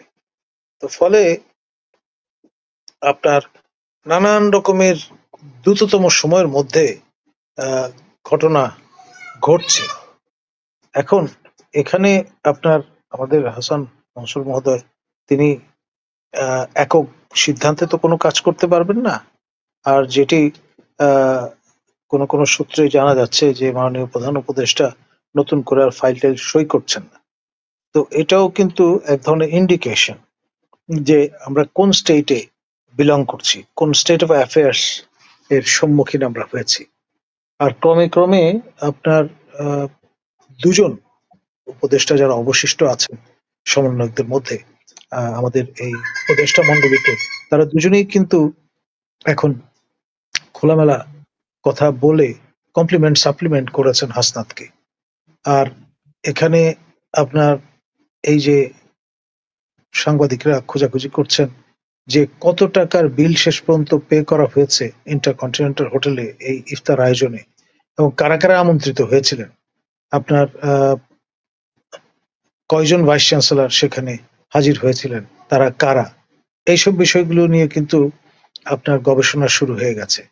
তো ফলে কারা আমন্ত্রিত হয়ে আসেননি সেটা নিয়েও তার খোঁজ খবর নেওয়া হচ্ছে। এই যে একটা ইভেন্ট, ধর্মীয় একটা উৎসব উদযাপন, সেটির পলিটিক্যাল ইমপ্লিকেশন কতটা ফার রিচিং হতে পারে, এটি তার এক্সাম্পল। ধন্যবাদ স্যার। আপনার কাছে আরেকটা প্রশ্ন ছিল স্যার। জয়শঙ্কর বলছেন যে বাংলাদেশের বিষয়ে তারা ব্যর্থ।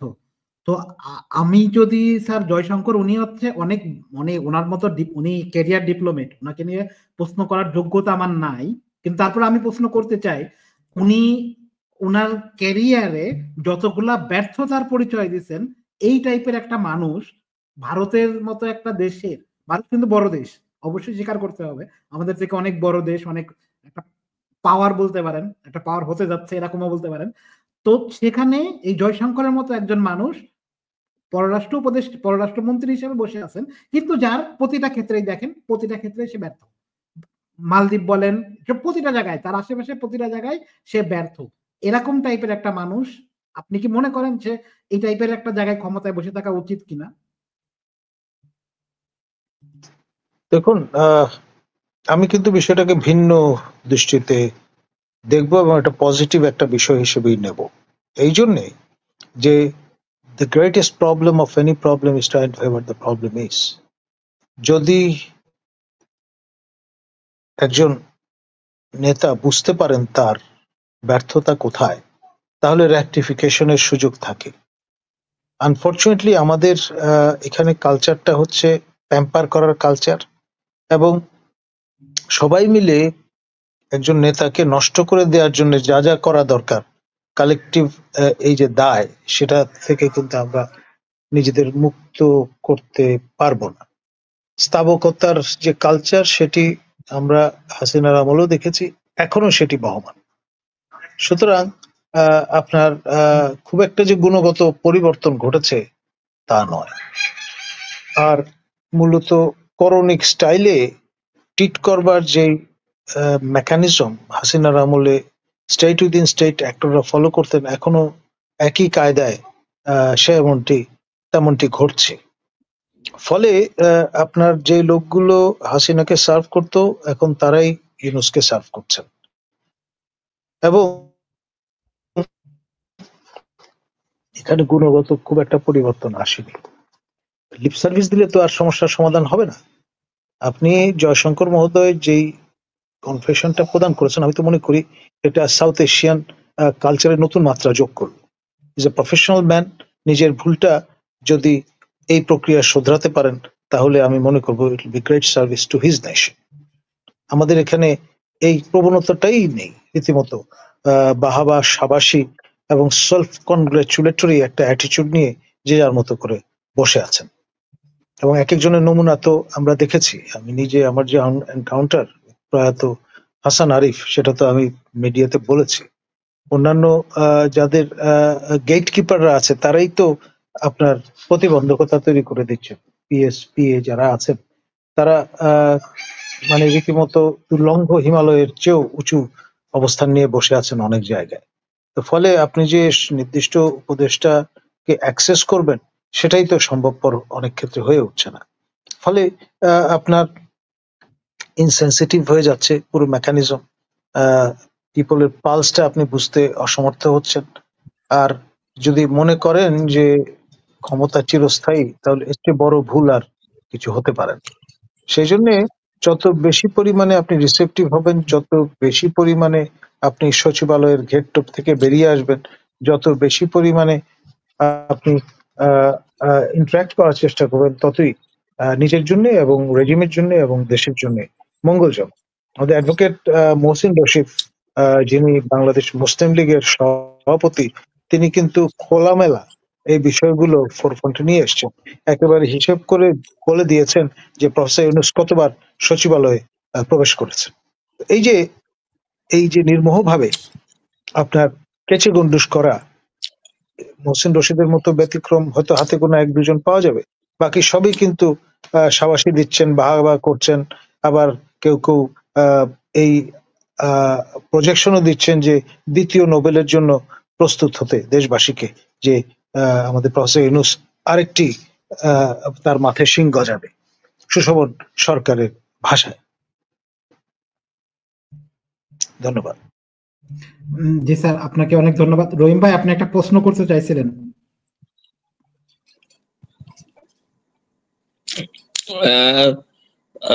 ধন্যবাদ দাউদ ভাই। আমি কলিমুল্লাহ স্যারকে একটা প্রশ্ন করতে চাই, সেটা হলো যে এই যখন হাসিনা রেজিমের বিরুদ্ধে আমরা আন্দোলন করি, তখন সবচেয়ে গুরুত্বপূর্ণ বিষয় ছিল যে আমাদের জাতীয় নিরাপত্তা। আপনাকে দেখা যাচ্ছে না। আচ্ছা রহিম ভাই, আপনার ক্যামেরা যাচ্ছে না।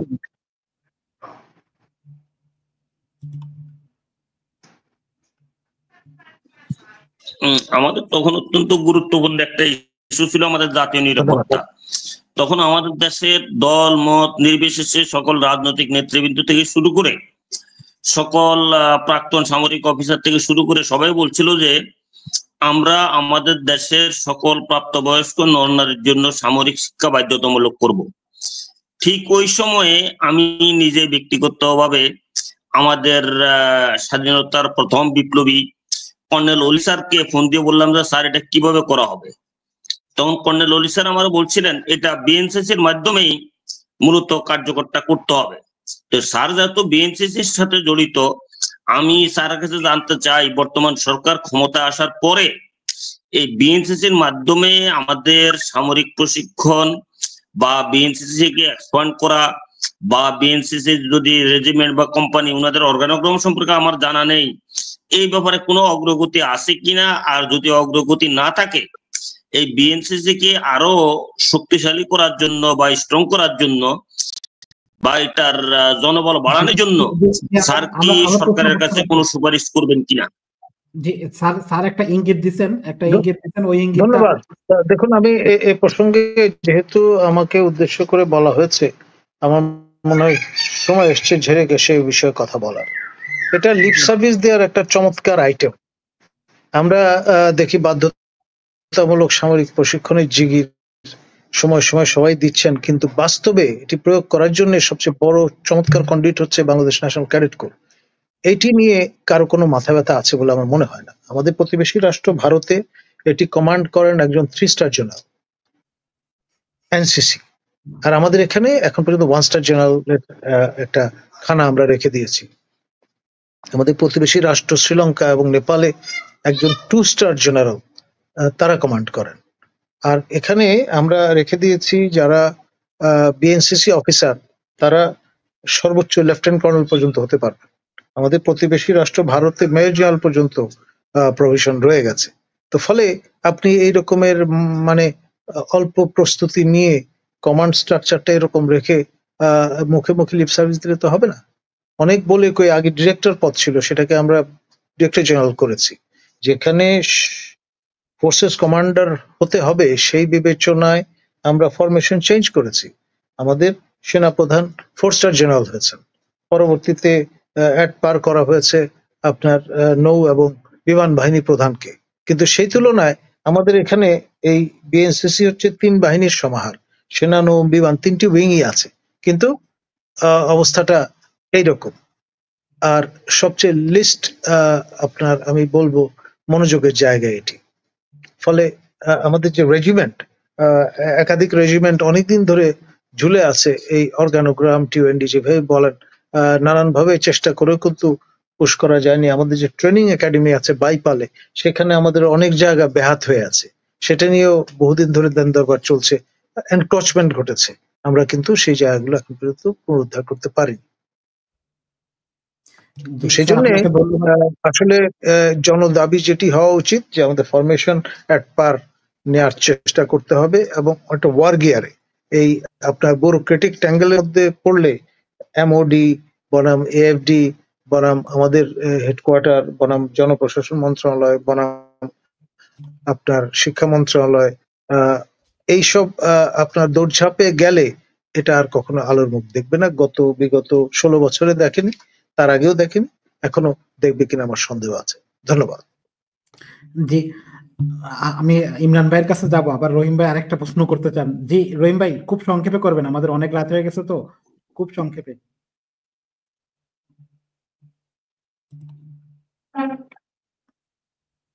আচ্ছা, আপনাকে মিউট করা, আনমিউট করে নেন। হ্যালো, জি জি বলেন। স্যার, আমার কথাগুলো মনোযোগ দিয়ে একটু শুনবেন। এই যে আমাদের 5ই আগস্টের পরে আমাদের দেশের যেই পুলিশ যেই তাদের মোরাল পাওয়ারটা হারিয়ে ফেললো, এই জায়গায় কিন্তু আমরা দেখছি যে অত্যন্ত সাহসিকতার সাথে এগিয়ে এসেছে আমাদের বিএনসিসি এবং রোভার স্কাউট।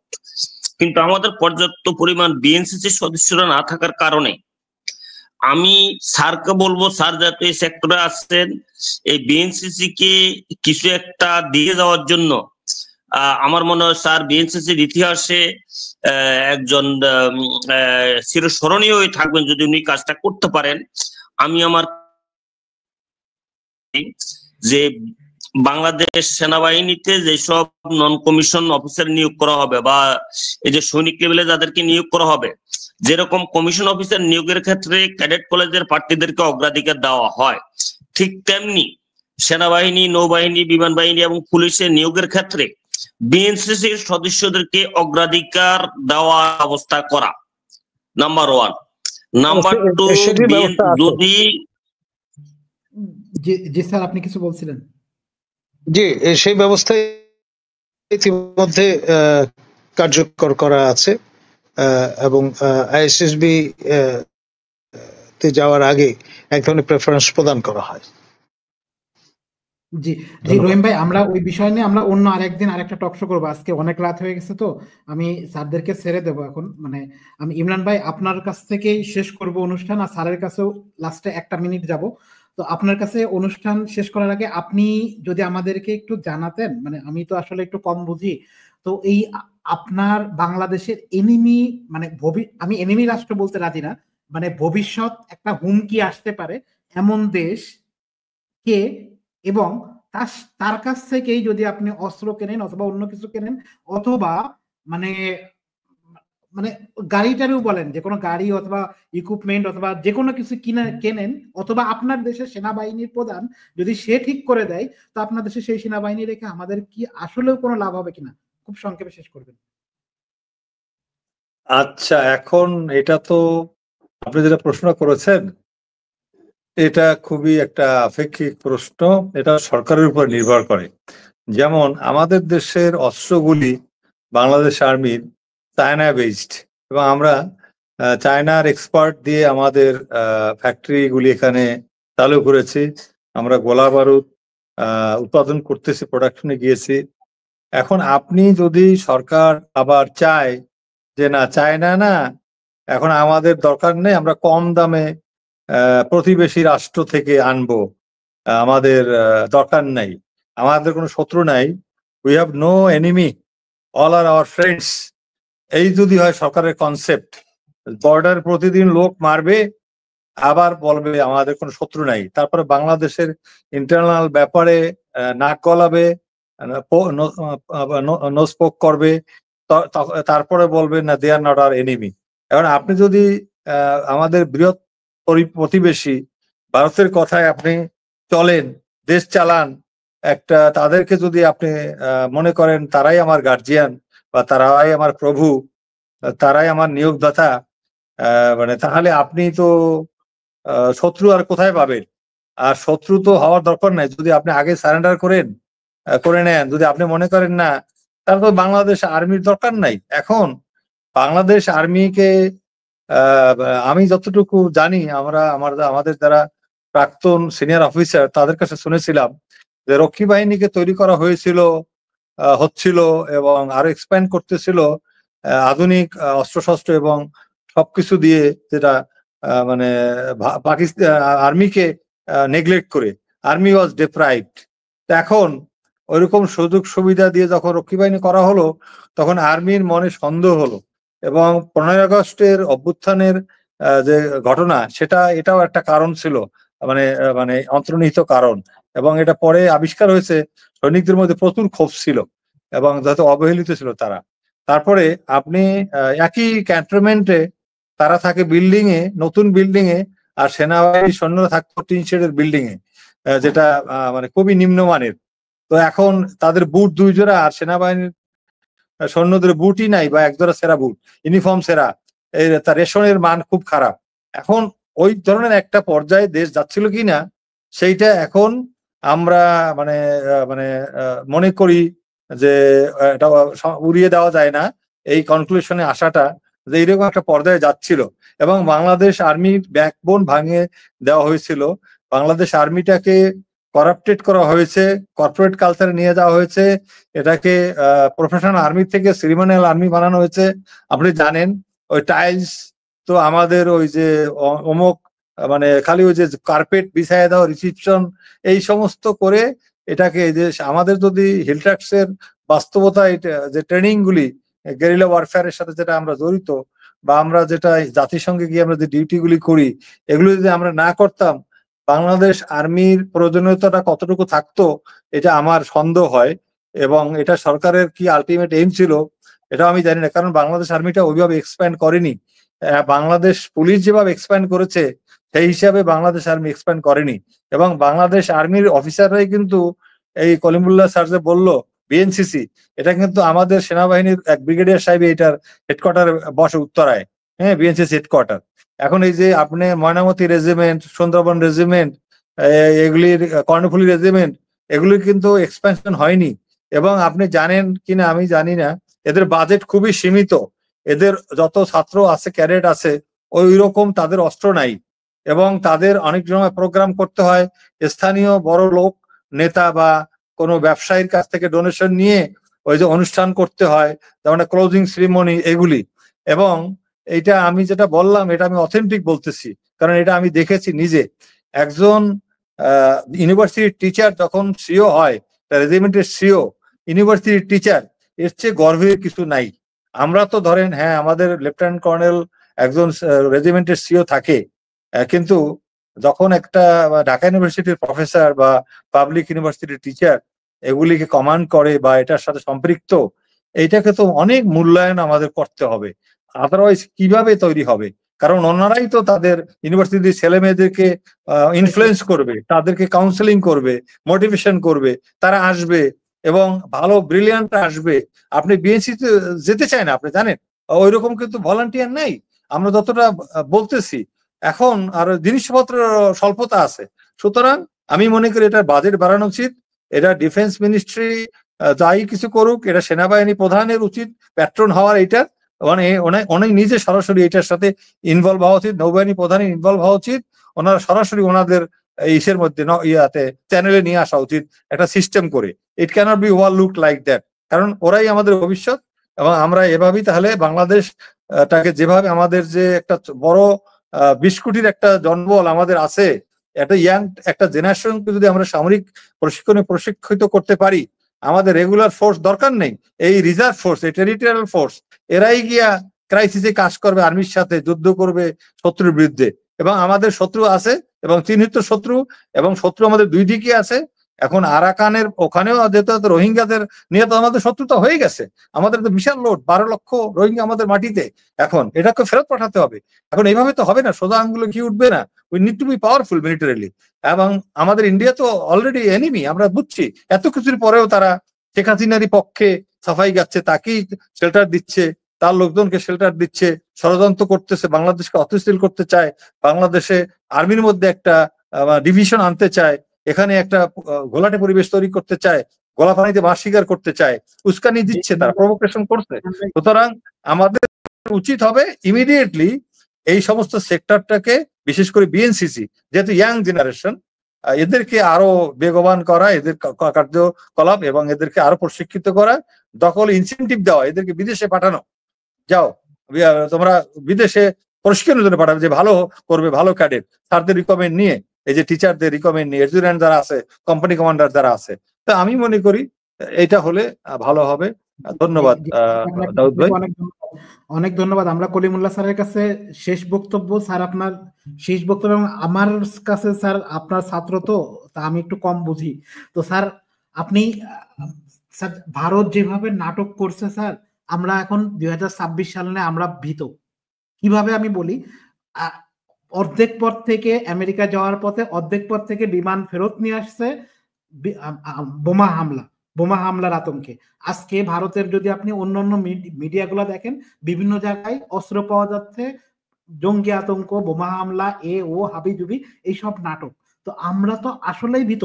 মানে আপনি আমার ইঙ্গিতটা হয়তো বুঝতে পারছেন কিনা আমি জানি না, আমার ইঙ্গিতটা কিন্তু স্যার অন্য জায়গায়। যেমন একটা সময় ছিল একসাথে সবকটা জেলায় বোমা পাঠানো হয়েছিল, এরকম অনেক কাহিনী কিন্তু আবার হতে পারে বলে আমার স্যার একটু মনে হচ্ছে। এখন আমি কি রাইট কিনা স্যার, যদি আপনি বলেন। ধন্যবাদ। আসলে আপনার বাক পাসিং করে তো লাভ নেই। খেয়াল করে দেখেন 1971-এ আপনার তিদেন eastern wing and western wing of পাকিস্তানের মধ্যে যে বিমান যোগাযোগ, সেটা ভারতের উপর দিয়ে পরিচালিত হতো।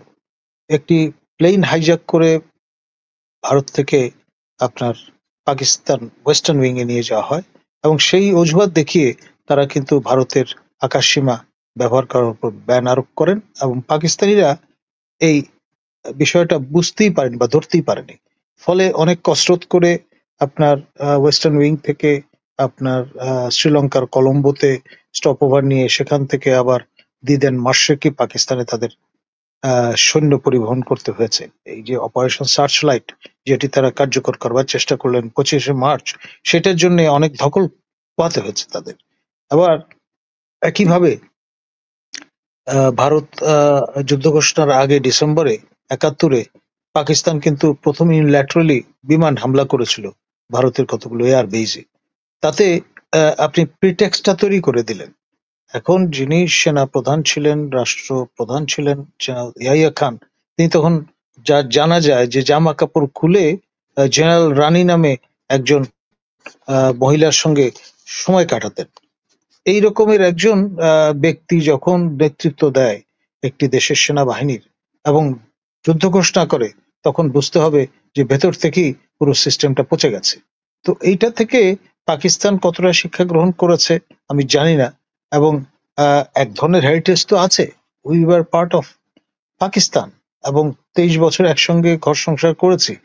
সেই ব্যর্থতাগুলো থেকে যদি আমরা শিক্ষা গ্রহণ না করি, এবং তার আগে ব্রিটিশ রাজের অধীনে আমরা ছিলাম, তখনও কিন্তু ইউনিফাইড একটা কমান্ডের মধ্য দিয়ে আমাদেরকে অগ্রসর হতে হয়েছে। ইস্ট বেঙ্গল রেজিমেন্টের যে গোড়াপত্তন, সেই গৌরবোজ্জ্বল ইতিহাসগুলো আমাদের আসলে চর্চা করা দরকার, এবং ভবিষ্যতে যাতে আমরা ভুল না করি সে ব্যাপারে আমাদেরকে সচেতন থাকাটা জরুরি। ধন্যবাদ। জি স্যার, আপনাদের দুইজনকেই ধন্যবাদ। আপনারা সবাই ভালো থাকবেন। শুভরাত্রি। আল্লাহ হাফেজ।